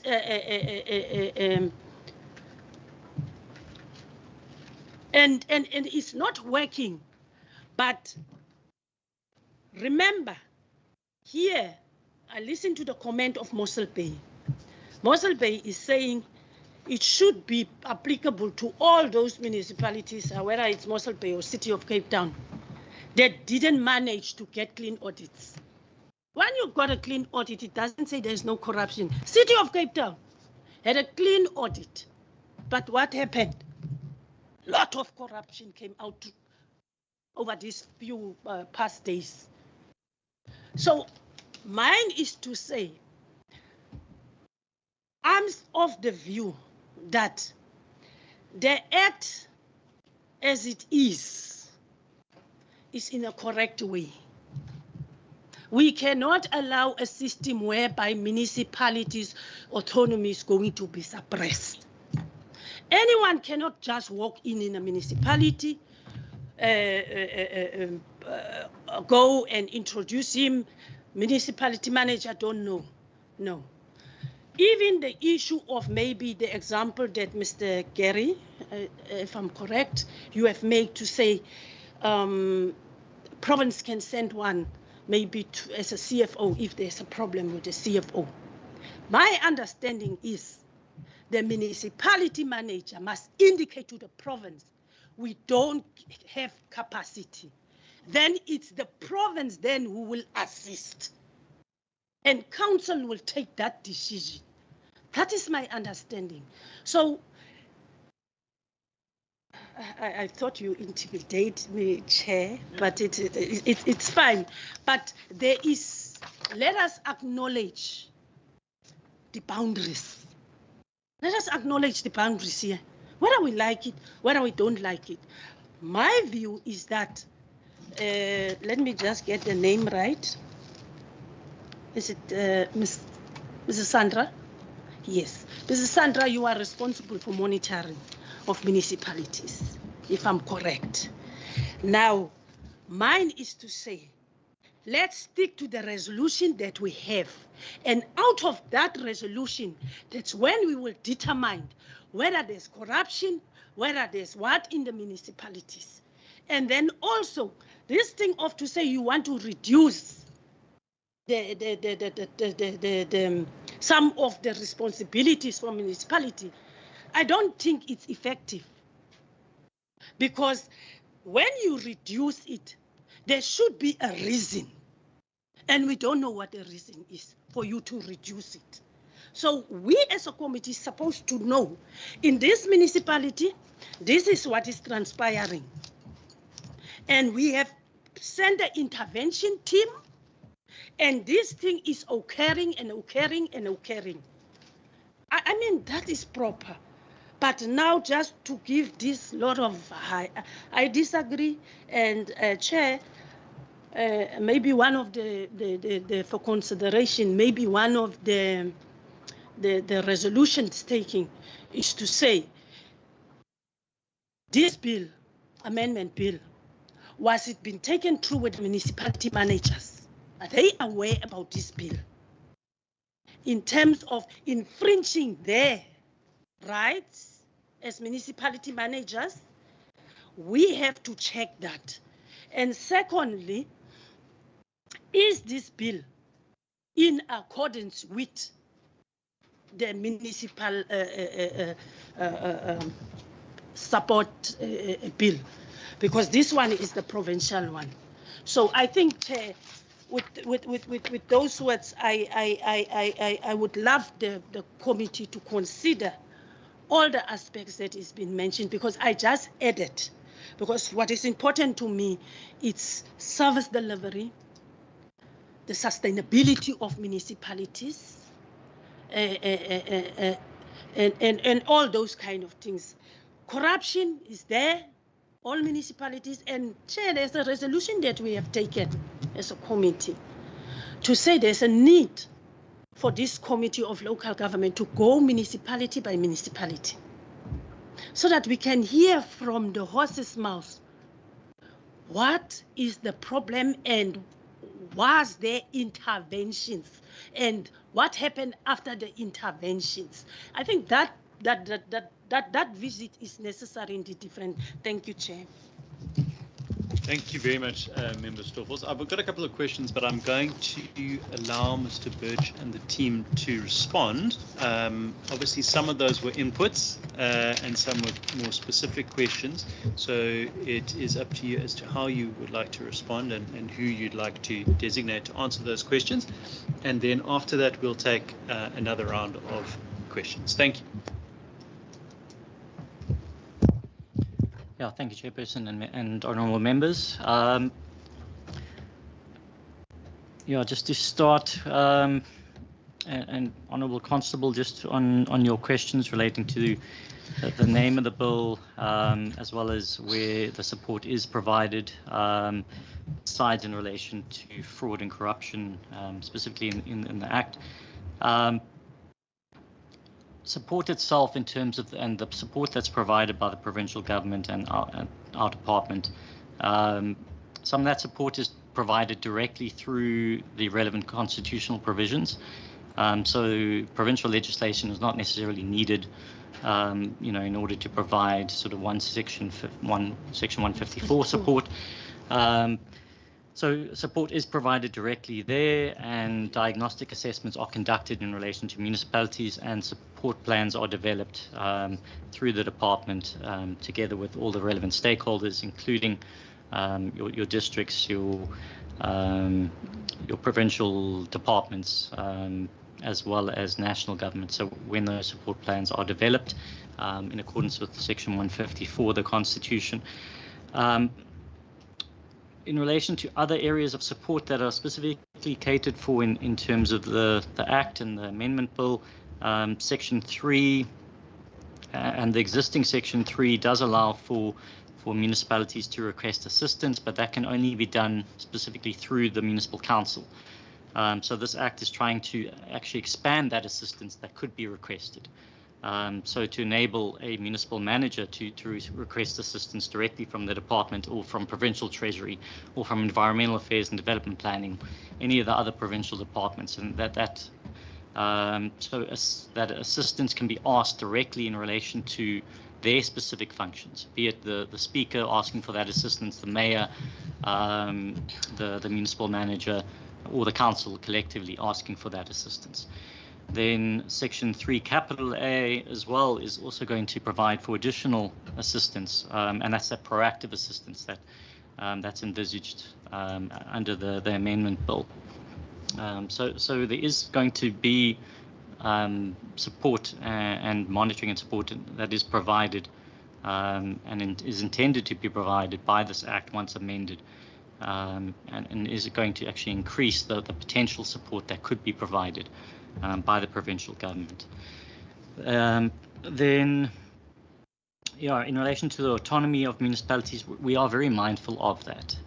And the bill was drafted in a very careful way so that that autonomy was not influenced, or that there was no influence on and that it wasn't a sort of province overstepping its bounds. And that's why we did have the legal colleagues in that vet the bill as well. So to make sure that did take place. What we've also tried to do with the bill is to ensure that there's sufficient safeguards as well in relation to the exercise of any of these powers. And if you read through the relevant provisions, I think those safeguards come out quite clearly in relation to that. And the powers are limited to certain circumstances where that action can be taken. The autonomy of municipalities as well doesn't necessarily mean that there can't be monitoring, and the provincial government's and function is here in relation to this to monitor those municipalities. So while we respect the autonomy of municipalities, we have our own constitutional obligations to fulfill, and that's to monitor municipalities as well as to support and capacitate those municipalities. And that's what this bill is aiming to do. It's to expand on the ways in which we can actually assist municipalities.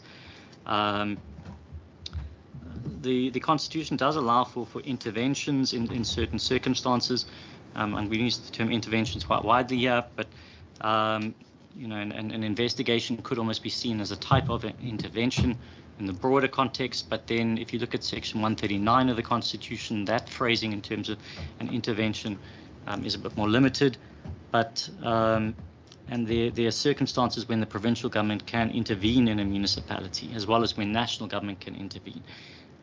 This Act is not intending to deal with 139 interventions, so just to make that clear, and we don't have the power to get into that space. That must be done through national legislation, which is regulating 139 interventions. The without prior notice issue, there are very limited circumstances when that can happen. That when someone would go to the municipality without any prior notice, and that's specifically when there's a reasonable belief that if you give prior notice, then there's a reasonable belief that the relevant information and documentation that is in the municipality's possession is going to be destroyed or concealed. So those are the limited circumstances where that can happen. And yeah, the Act as well and the bill caters for you know, that being done in accordance with and obtaining a warrant from a judge in relation to that, if you need to access the premises of the municipality in order to access those documents. And that's if consent is not given. But in those circumstances, you obviously you generally wouldn't get the consent, and you'd probably go for a warrant straight off in most of those circumstances. So there are checks and balances in relation to that process as well. You know, and a judge is not going to issue a warrant if there isn't, if the relevant grounds are not met in order to grant that warrant in order to access the premises get those documentation.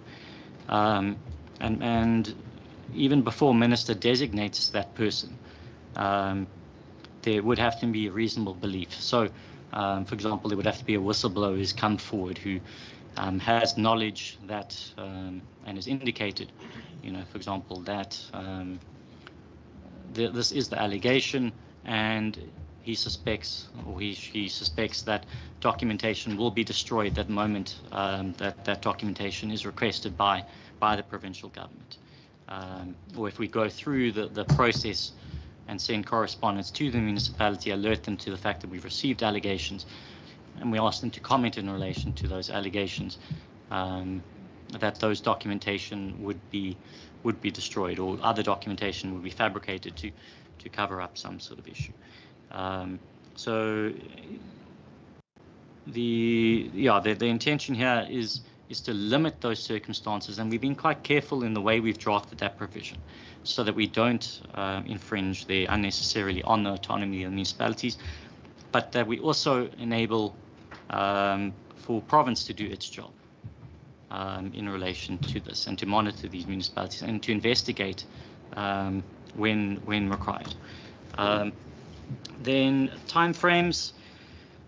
So the Systems Act details the sort of the provisions under which the minister can designate an investigator under 106 of the Systems Act. And yeah, it is envisaged that there are the timeframes under which that investigation must be conducted. And one of the primary reasons why we are introducing these amendments is because the delays that have been experienced in relation to these investigations have been primarily because of non-compliance by implicated officials. So, I mean, you've essentially you're having to ask for the documentation from someone who's implicated in an offence or potential offence here. And they're the custodians of these documents. So a lot of the delays that have been experienced, and we've had to go to court previously in order to force municipalities in order to comply with these investigations. But the delays that are experienced in relation to that mean that we actually can't meet the timeframes that are intended or envisaged in the national legislation because of the non-compliance by municipal officials in providing us and the relevant investigators with the documents that are required in order to assess whether or not there was a contravention. So here we believe that the amendments essentially are going to assist in meeting the timeframes and to speed up investigations. The recourse following from a 106 investigation. The Systems Act and the national legislation was amended not too long ago, and that issue was specifically picked up by national, and we lobbied for that as well. And that the national legislation now requires that a municipality must institute disciplinary proceedings against someone that's implicated in a 106 report. So that area has been strengthened. And then in this bill itself as well, what we aim to do here is to allow for the minister to also direct that the municipality must provide a report that details what action has taken following on a 106 report that has been provided to it. So again, the amendment bill is trying to strengthen that area as well. Sorry. Honourable Masipa, just in relation to your question on the proactive monitoring, and specifically whether or not we should include additional areas where the sort of proactive monitoring and the provincial support officer could look at in terms of that proactive monitoring, and specifically in relation to sort of equitable funding and sustainable grant management. The problem there is that the minister responsible for this act is the minister responsible for local government, not provincial treasury. So there's a bit of a difficulty there, but the assistance and the support that you mentioned could actually be provided, for example, through one of the other designated officials that's envisaged by this Amendment Act, and that's the Local Government Support Officer. And the Local Government Support Officer and the designation of such an official could be anyone from any of the provincial departments. So it could be an official from Treasury that's appointed to assist, specifically to provide support to a specific municipality in order to provide that exact assistance. So it is envisaged that the amendment bill as it is could allow for the support that you're envisaging. Even though it's not necessarily done under the proactive monitoring, it would be done under a local government support officer, which is providing support in terms of 154 and 155 of the Constitution. So that's just the generalized monitoring and support function of the provincial government, which then could include any support of other officials in other departments as well who could be assisted. Honourable Stoffel, then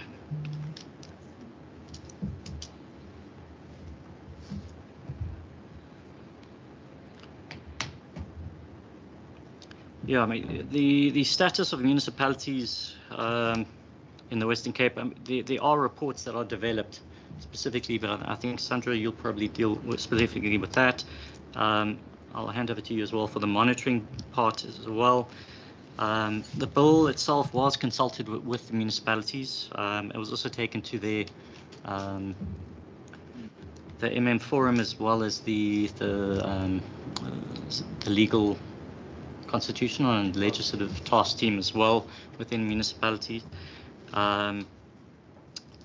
Then we believe the bill is aligned with the National Act and the Systems Act. That act does envisage that provincial legislation as well will be created or can be created to detail the procedures under which, for example, investigations and that function and 106 investigation function does take place. So it does specifically envisage that provincial legislation will be created in relation to that. But yeah, we're confident that the amendment bill itself is aligned with the national legislation. Sandra, so, honourable members, I think previously we've actually given you some feedback on our monitoring and support strategy, and it's based on the different pillars, anything from governance to infrastructure development. You're welcome to ask us again. We normally have a status of municipalities report on a quarterly basis. We've also just released our Section 47 report to National. Obviously, it's always looking backwards, so we can provide you with that. In terms of Section 154, we must always understand, and this is why we never infringe on the local government space. Municipalities come to us for support. We even have operational support plans for those municipalities. When it's a 154, we obviously use our monitoring indicators, and we can look at the provincial indicators. They've got very specific benchmarks, which tell us when we, for example, have to go in for an intervention. So those indicators tell us exactly what the status of local government is, and we can provide that. I think we never, from a provincial perspective, try and make it more difficult for local government to be able to deliver on the services. In fact, I think we always try to be there for them and support them as per their request. I just also wanted to comment in terms, Honourable Masipa, in terms of the blended financing. I think we even reported on that previously, and we actually had a launch on Friday for phase 3 of the blended financing. So just so that you're aware of that as well. Thank you. Any other inputs? Come on. No? Yeah. Thank you very much, Chair. I just wanted to indicate my agreement with Advocate Birch on the constitutionality of the provisions insofar as they relate to the autonomy of municipalities. And in particular, I draw your attention to 156.6a of the Constitution, which places an explicit monitoring duty on the provinces in relation to municipalities, including by legislative means. So it's a primary explicit duty. And then it's very important also, as Advocate Birch pointed out, the reference to provincial legislation in Section 106 of the Systems Act. And this is, I note the comment that the bill is very lengthy in relation to the investigations. And part of the reason for that is because it does speak to the provincial legislation in Section 106. In the case law, particular City of Cape Town versus Premier of the Western Cape, the court actually discussed Section 106 of the Systems Act and emphasized the importance of the safeguards that must be met before that procedure can be invoked, as very important as balancing the autonomy of municipalities with the duty of provinces to investigate, and actually found that the provisions strike the correct balance. Also, just to note that the court placed these investigations squarely within the monitoring power of provinces. And the court also held that in order to meet the threshold criteria, in order for the decision to investigate to be rational, there must be some kind of indication that an intervention under Section 139 may be required. So essentially, the provisions are linked with the duty to intervene under Section 139, but it's expressly placed within the monitoring powers of municipalities in the Constitution.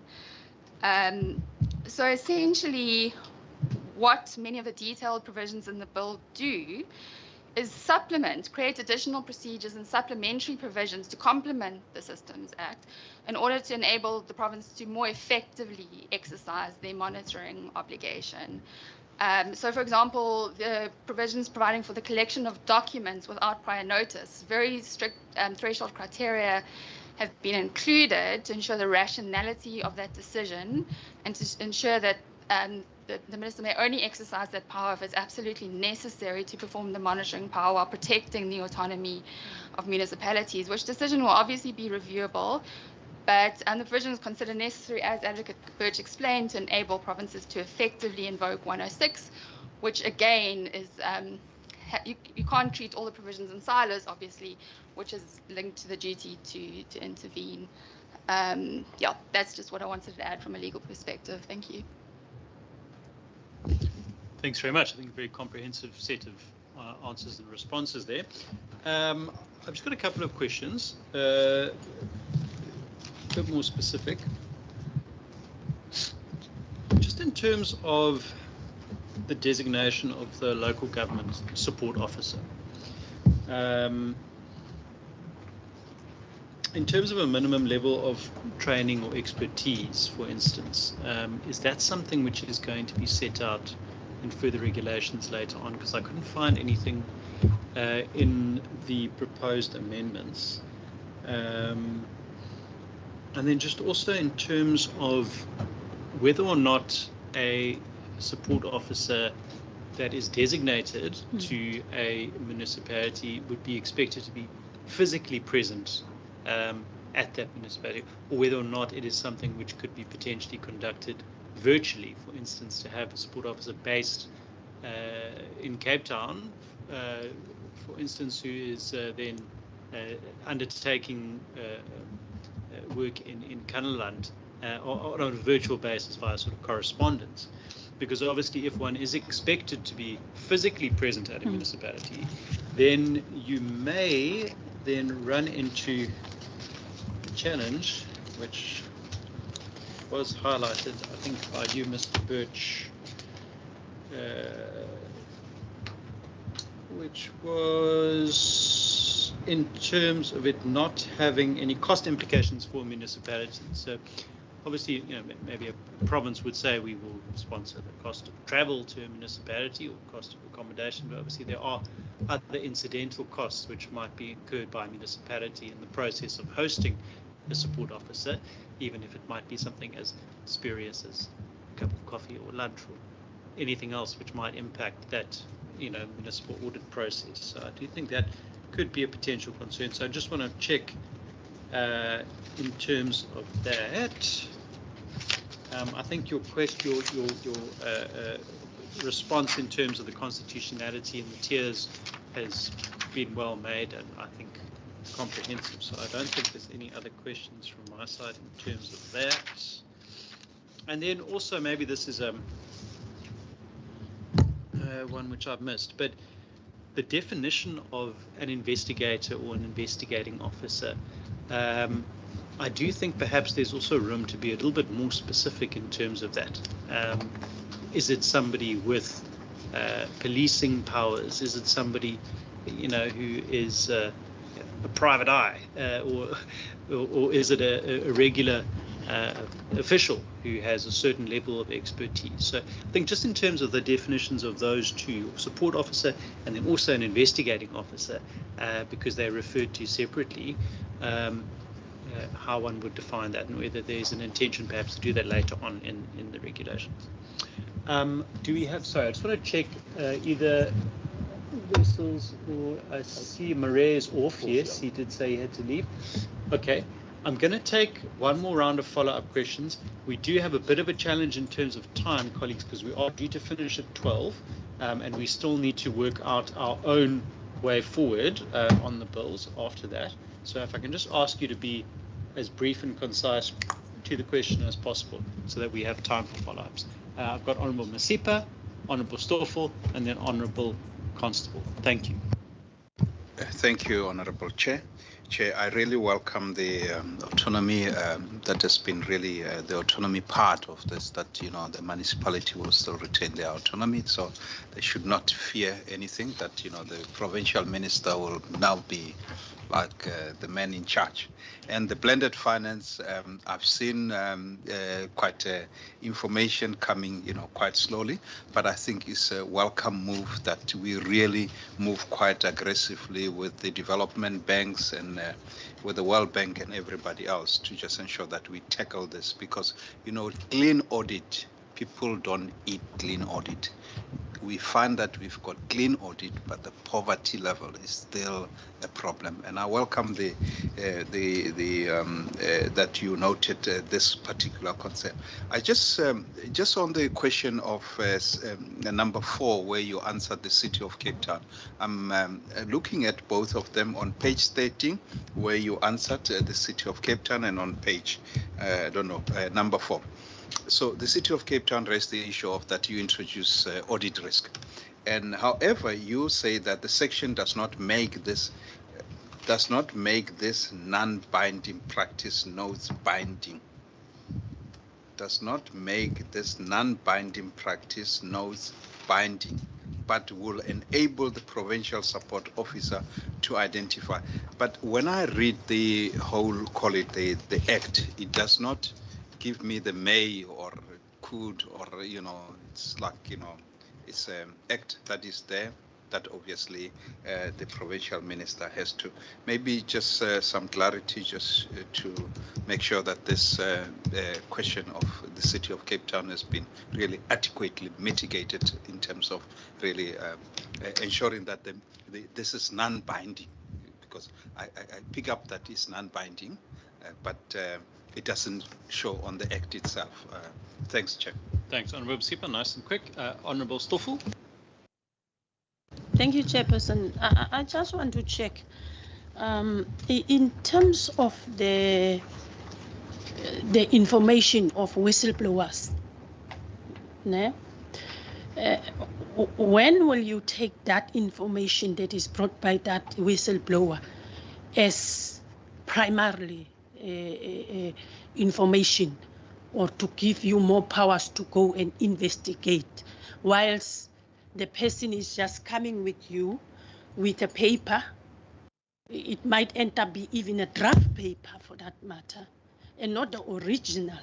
And then because what I know and what we preach in the Committee of Local Government, if there's a person with information of corruption, that person should go and open a case.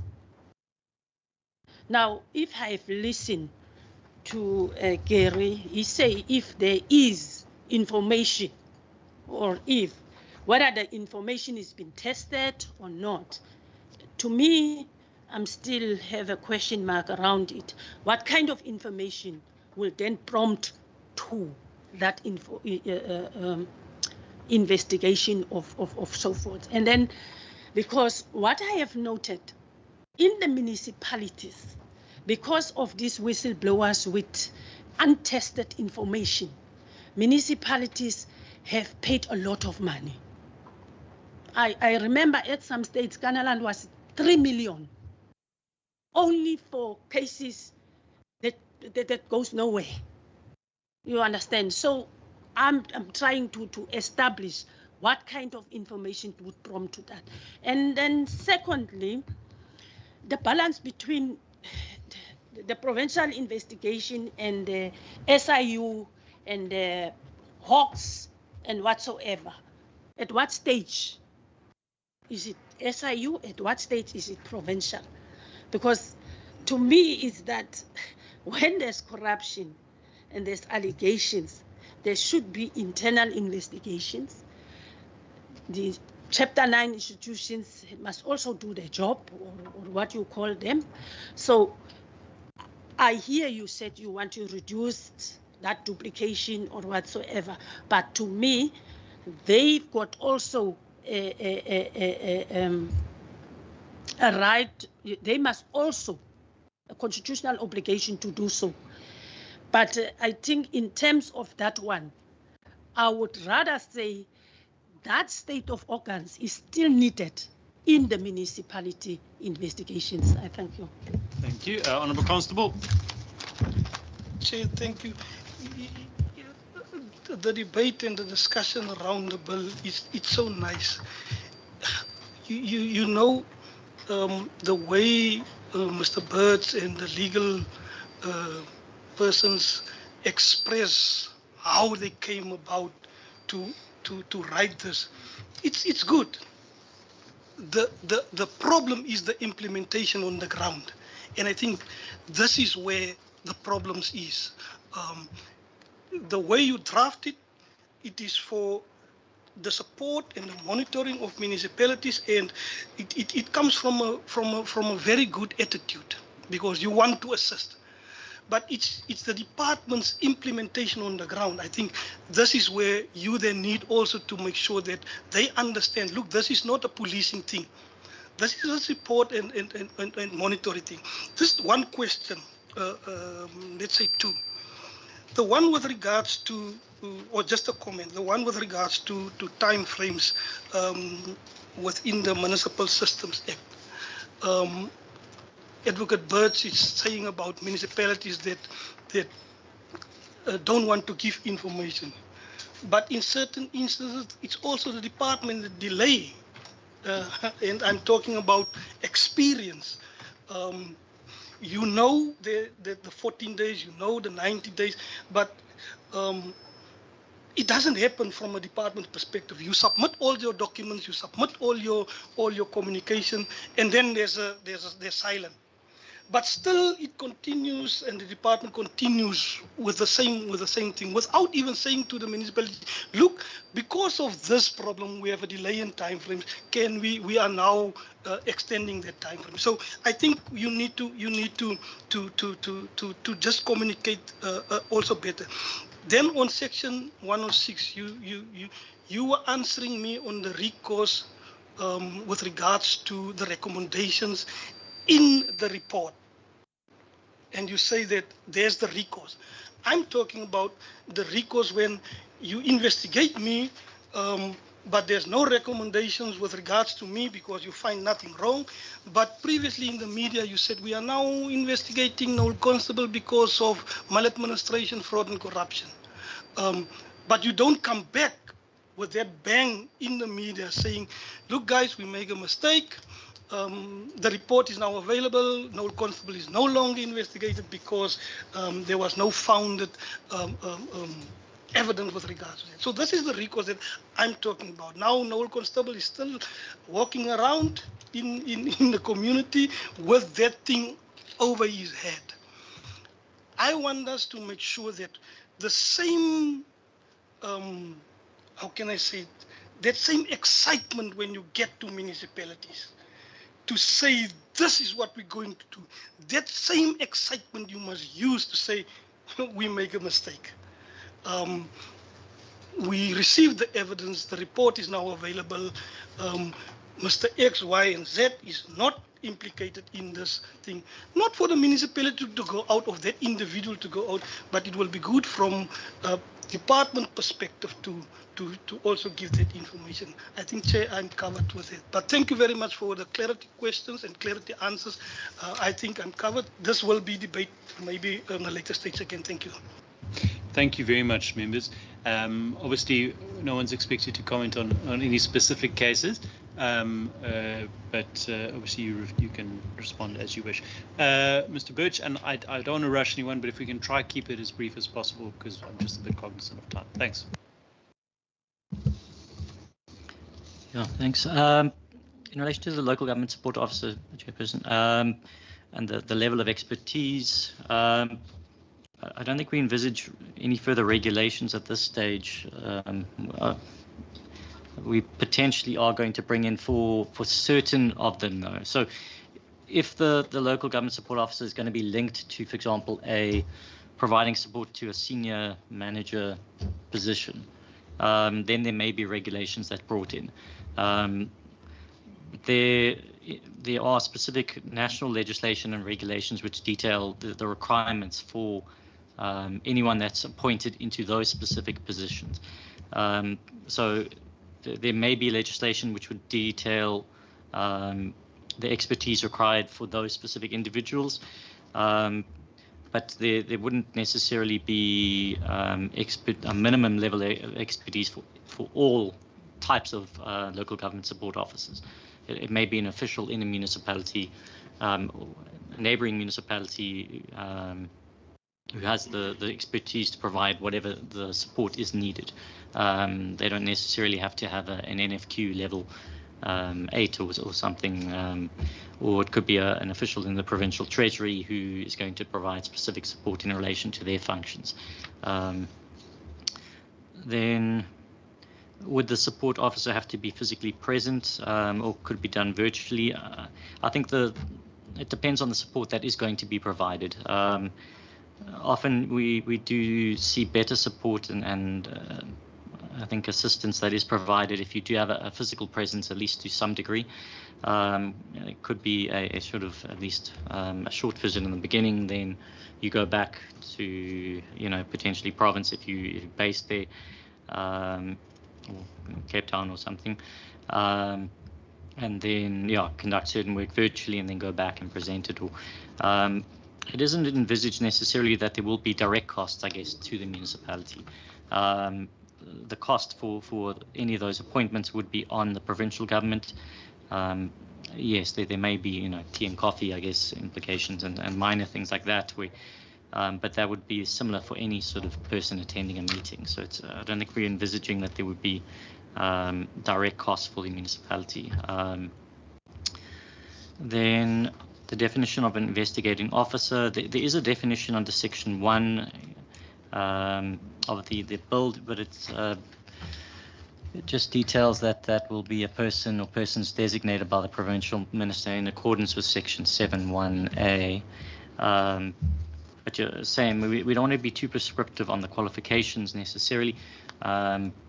Section 106 allows for it's not only in relation to fraud, corruption, and maladministration, but also in relation to when there's a statutory obligation failure. So someone, the municipality is not complying with certain statutory obligations. So it could be, for example, a environmental legislation that's detailing that they need to do certain functions. And there may be an executive obligation failure there that needs to be investigated. And in those circumstances, it may be someone with a sort of environmental qualification, whereas if it was investigation relating to something that's more fraud, corruption, it would likely be someone with a legal or forensic investigator qualification or designation. Yeah, so that's that. Then Honourable Masipa, Yeah, the city's AGSA question. The city was concerned that the AG would essentially monitor them against compliance with the practice notes that are issued.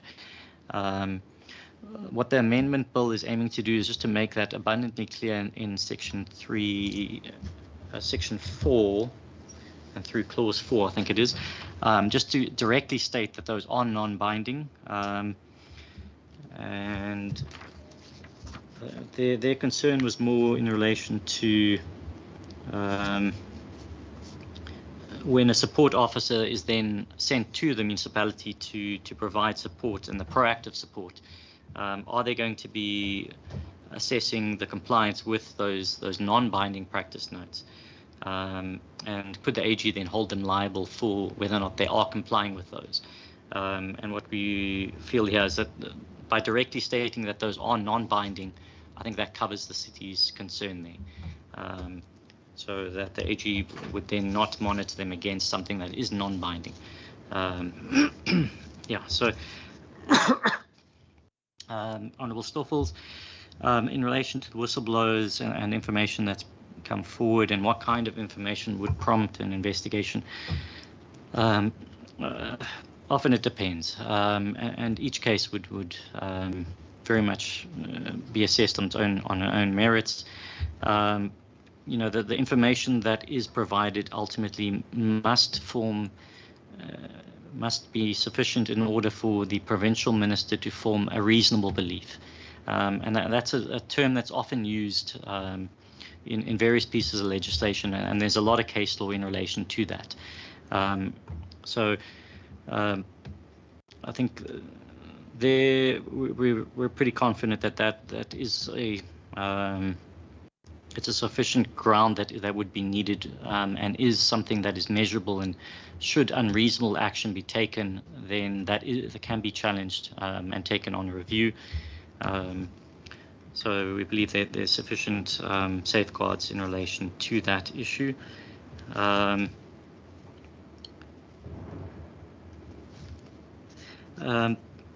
The other investigation bodies,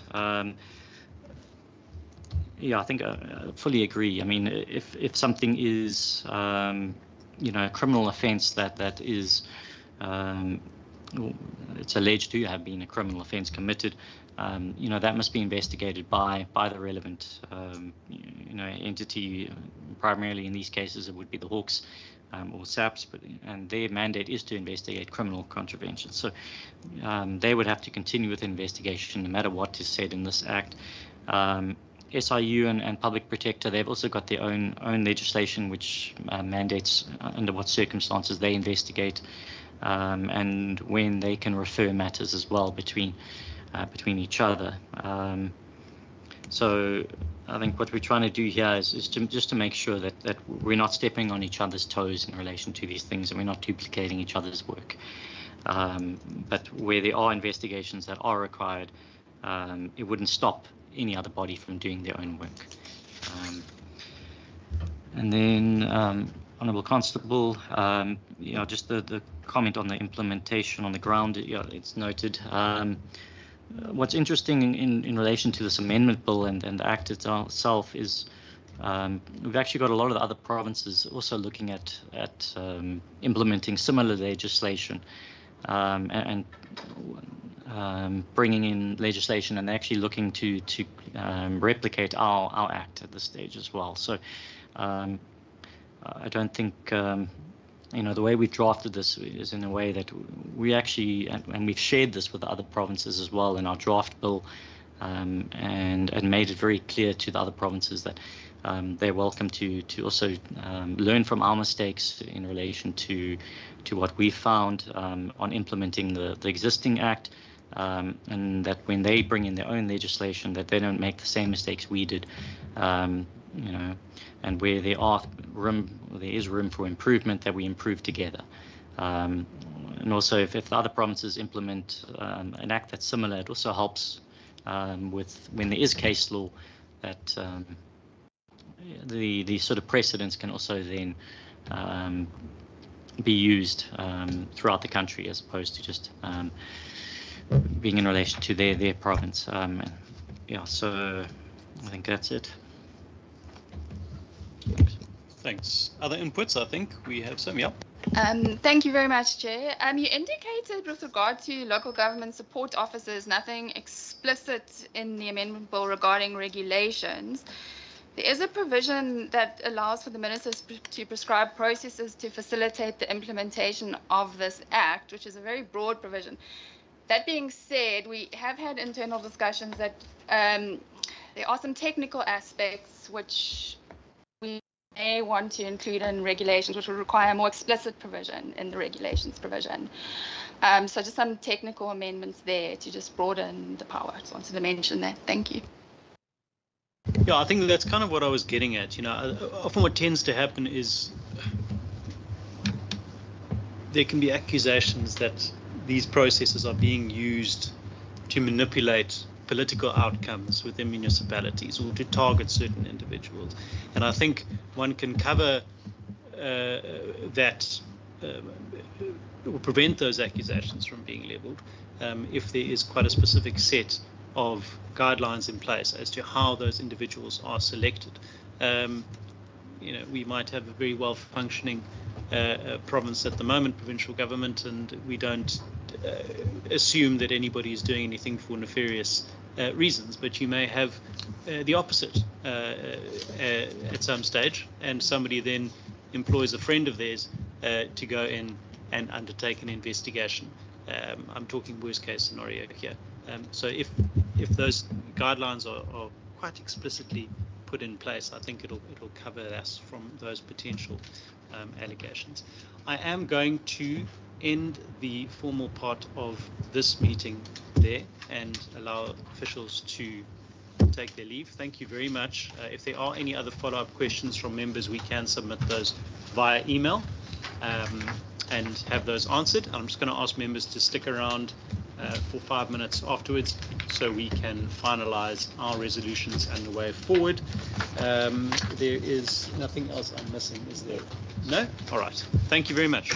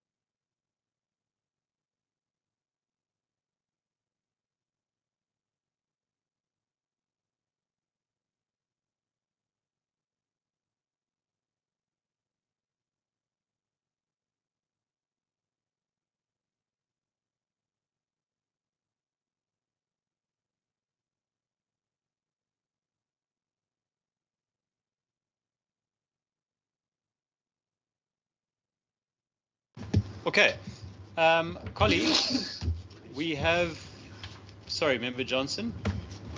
Naughty. First thing is just in terms of the two bills that came before us earlier. Let's go through them one by one.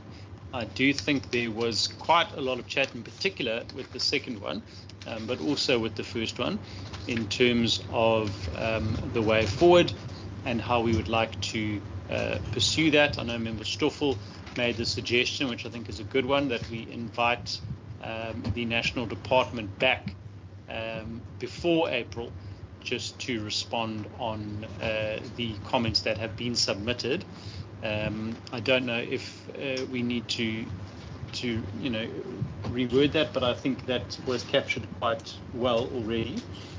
Is there anything else in terms of the marine marine oil bill that anybody wants to add?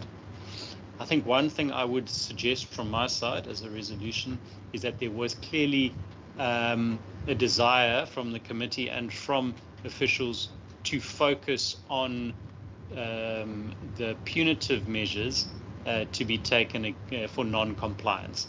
And I think that came out quite strongly and should be emphasized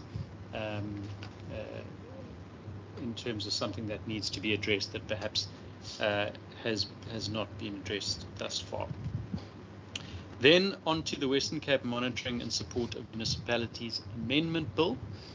Do we have any recommendations on the way forward from the committee in terms of that piece of legislation? Honourable Constable. Thank you, Chair. They said they did consult municipalities on the man-made tech, and that is where the MMs.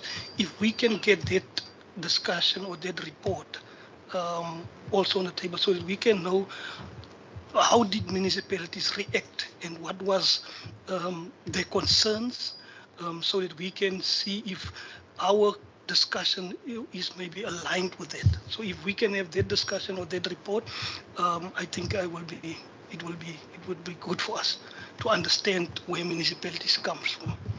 Yeah, I think that's a good point. We did get the formal responses from Mossel Bay and City of Cape Town, but they did say that they had that other meeting, and we don't really have the minutes of that. So perhaps we can put in a request for that, and if there was sort of minutes and feedback captured. Apart from that, colleagues, is there anything anybody else wants to add? Sorry, Honourable Constable again. So my last one is, I think we as a committee needs to understand the alignment between the two departments. If we talk about monitoring and support, they did say the Treasury also have a role to play. We need to understand where do they align. What is it that they, because Member Masipa also asked about equitable shares, and I specifically talked about revenue enhancement in there. So there needs to be an alignment with regards to the kind of support that both local government and Treasury can give. Thank you, Chair. That's noted. Honourable Stoffel. Sorry, just put your mic on, please. I think, Chair, that part that you have mentioned, that the last part, to avoid perceptions. Yes. I don't know whether you still remember. And you have asked them maybe to include it, to say what type of a criteria they to say. I think, yes, they will do it, but how will we see that part has been? Yeah, I think that we must be notified to say here it has been brought in. And then the other part, Chair, is that I'm still worried of the view to say this exercise or this amendment bill should be more applicable on municipalities where it's needed. To me, this applicable bill should apply to all municipalities, whether you've got a clean audit, whether you don't have a clean audit, because we've got experience what we are saying, to say people is complying accordingly, but under that corruption is taking place. So that monitoring to avoid, I'm repeating, to avoid what happened over the festive. That monitoring should also be considered as consistent from the department itself, so that it's not end up looking like it's only the qualified municipalities. I don't know whether I use the right word, the people who didn't have clean audits. That thing should be applicable to all municipalities, that act. It should be implemented. And what we also say, the act is clear. But the last time I've heard the MEC to say it's not always to implement Section 106, whilst we requested for Section 106. You see, hence I'm of the view this Section 106 will be only applicable to that municipalities that is key against. That's where I get my perception, because what we say in a committee and what we are saying here should not contradict each other. And hence I come up with a question to say, what type of information will then prompt too. So we should be clear to say the department should act on concrete information, not just someone who just come in and talk about him like the way he's mentioning it now.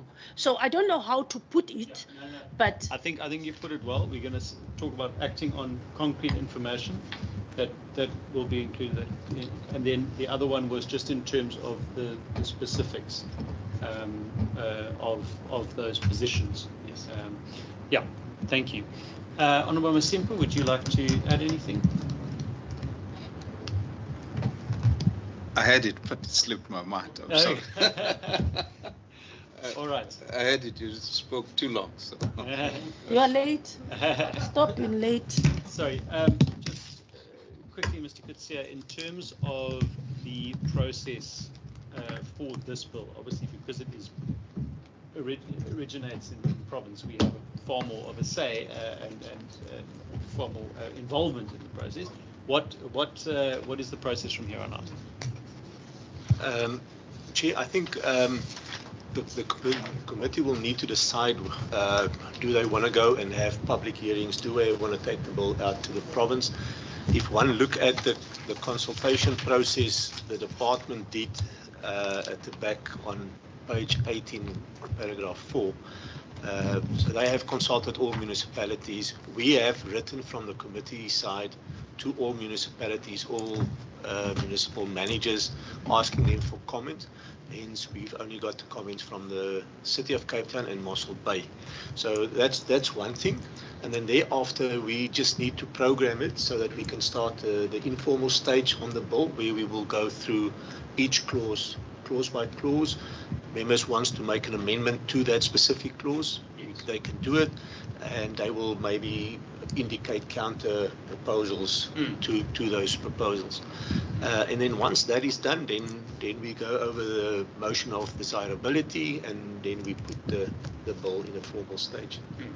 Okay, all right. I think the question, colleagues, is whether or not we take this out for public participation. Now, if you look at the feedback that we've had in terms of the responses, it hasn't been much. We've had one from Mossel Bay, one from the City of Cape Town, and they have done those other discussions. And one has to, I suppose, say, is this a matter of sort of public interest? Is it something that affects general members on the ground, or is it more something that affects municipalities? And if it affects municipalities, then perhaps it might be a bit of a wasted exercise taking it out to the general public. But are we satisfied so far that there has been enough consultation on this bill in terms of these processes? The same goes for the marine oil pollution bill, but I do think in terms of that one, it has already been. Yeah. So just some inputs in terms of public participation, because I'm going to be guided by you and by yourself, Honourable Vessels, online as to how we take this forward. So I'd like inputs. Sorry, Honourable Constable was first.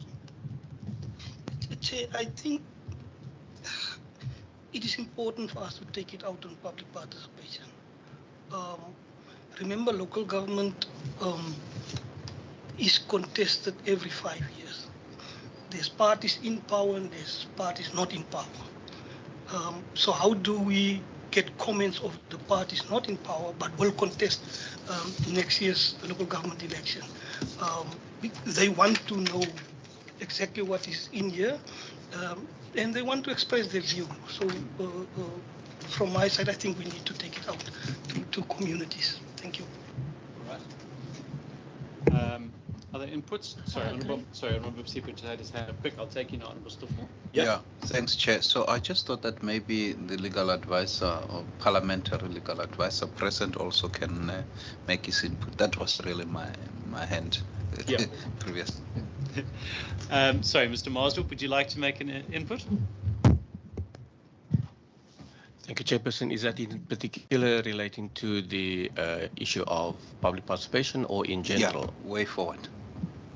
Yeah, in fact, I'm in alignment with Member Constable. In as much as this bill on the face of it seems very much a systems bill, if you like. It's very much dealing with how municipalities intra-entities operate and how they operate in relation to province and vice versa. I seem to think that the members of the public who are first recipients, first responders on for anything on the ground, that is, who'd want to also know how that entity is set up in relation to the province. So one would want to empower them to the extent that one can. That having been said, I'm still convinced that it is a systems bill, if you like. That having been said, I wouldn't suggest that the committee have an extensive road shows or circuit. One can certainly concentrate that in the metro, and then maybe in one other province where there's a relative footprint. But I cannot obviously advise that there should be no public participation exercise. That would be tantamount to collapsing the process. So certainly on the request, I would recommend that the committee consider a public participation exercise, but limited relative to the other exercises pertaining to other bills. This bill doesn't really justify a wide circuit, if you like. Thank you. Member Stoffel? Now, I don't want to repeat. I agree with the public Sorry, Member Johnson, I just want to give all the members input because this has implications. Thank you, Chair. Chair, I am also of the view that, as we've just heard, that this is more a sort of administrative or a systems sort of bill, but I am not opposing the idea of doing a public participation sort of roadshow around it. But my proposal would be that if we do that, we do not start within the metro, which is obviously the most convenient, but as the city is one of the few municipalities that actually gave input, is if we decide to embark on this, to take it further than just the metro. As I've just said, for the sake of that, Mossel Bay and the metro is the only municipalities that did actually give inputs on this. So I am in support of doing a public participation sort of round, but to keep it limited, not to an extensive sort of public participation round. Thank you. I think your point is well noted. I think the challenge obviously is that this would be for the general public. So you might have many members of the general public of Cape Town who also haven't had an opportunity. So I think it's the suggestion that we limit it. We don't want to be going for a week-long road show from city to city, town to town across the Western Cape. But I don't think that's necessary. But to perhaps schedule 2 sessions as suggested. And we can maybe consult further on that if members have suggestions of venues. Member Johnson, I know where you might suggest, along with Member Constable, although we are going there very soon. But I just very briefly, Member Constable, I just want to see Member Vessels. Can you just give some input here quickly as well? Hi, yes, thanks, Chair. Can you hear me? Yes, we can, loud and clear. Perfect, thanks. Firstly, maybe on the public participation, status, I would really like that we first maybe get that section 47 report that the lady mentioned and have a detailed presentation on the state of the individual municipalities. I think that might guide the way that we need to embark on future public participation, because that will ultimately guide to the risks, the individual risks that the local authorities is sitting with. I think it's important that we understand with this amendment that the risks within the municipalities that is identified, the fact that the speaker or the mayor or the municipal manager can now, write and ask for assistance, that creates a whole different ballgame, because it might have a severe impact on the roles and responsibilities within the decision making of local authorities. Because we might sit with certain power tussles or individual, interest that is conflicting of nature. So my suggestion or my input would be that we maybe first focus on the status on the current individual municipalities, and then let the amendment the public participation on the amendment, let that be guided from what we see the state is in municipalities. Because public participation, as important as it definitely is, if we don't know the risks that there is beforehand, one might find yourself that that certain political pressure points is being pushed, and that is certainly not the idea of this amendment. The idea of this amendment is for local authorities to give constant increased service delivery, and like Member Constable has said, revenue enhancement, and I just personally think it's vital for the committee to first understand the risks associated with the local authorities prior to going on out on a full scale or even a limited scale public participation process. So that would be my input, Jay. Thanks very much, Member Wessels. Member Constable, you had your hand up. I'm going to take that point, and then I think I'm going to propose a way forward. So you're welcome. Chair, no, I'm in line with what Member Wessels is saying, but I want to propose that we do it one municipality per region. So you don't have to go to all municipalities. You don't have to go to all municipalities, because in that report, 12 municipalities can be highlighted. But if you go to Central Karoo, you say, we're going to Beaufort West, Prince Albert, Laingsburg district, you must come to there. You see, and then you only have, let's say, 5 or 6 districts. You only have 5. I think that for me. Member Stoffel, yeah? Yes, Chair. I think you have covered me, because I was worried when we are going to say we limit it to 2, or then we can't call it public. But I would agree with him. Let's go region by region. If you go to George or Mossel Bay, then Nice, Platte, all they come to one point. And like Beaufort West is indicating, Ladysburg and all, then you come to Overberg, Cape Akala, Stilwaterskloof, those people come. And then we go to Metro. So what I'm going to propose, 2 things. The first one is that we request those reports as suggested. Definitely. The second one, myself and Mr. Kutsia will then, between now and the next meeting, look at some possible dates and some potential suggested areas or regions. And then we'll propose those, or I'll propose those, and put those forward at the next meeting for discussion. All right. Okay. I think it's going to be maybe a bit tricky for us to get that full detailed report before then, because we are a bit limited in terms of our committees. But I'm talking about a presentation. But I'm sure we can request those reports and get those. Mr. Kutsia? No, Chair, that's fine. I was just thinking our next date that we have is the 4th of March.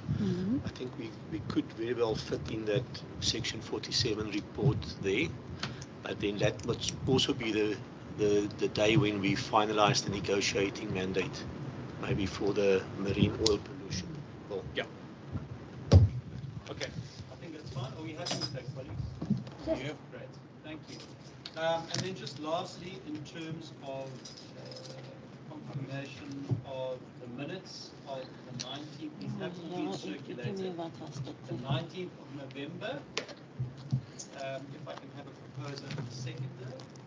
Johnson, seconder.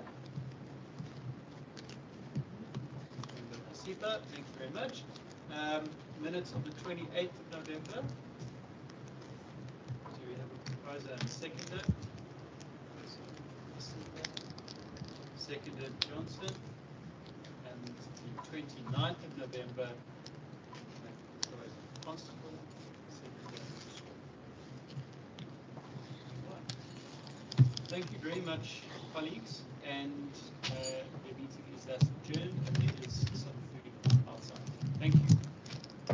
Thank you, Honorable Chair. Chair, I see we're sitting right at the back there in the, in the house. No, apparently it's been shuffled around now. They say so, but he's still sitting out. Siyasebenza bahlali.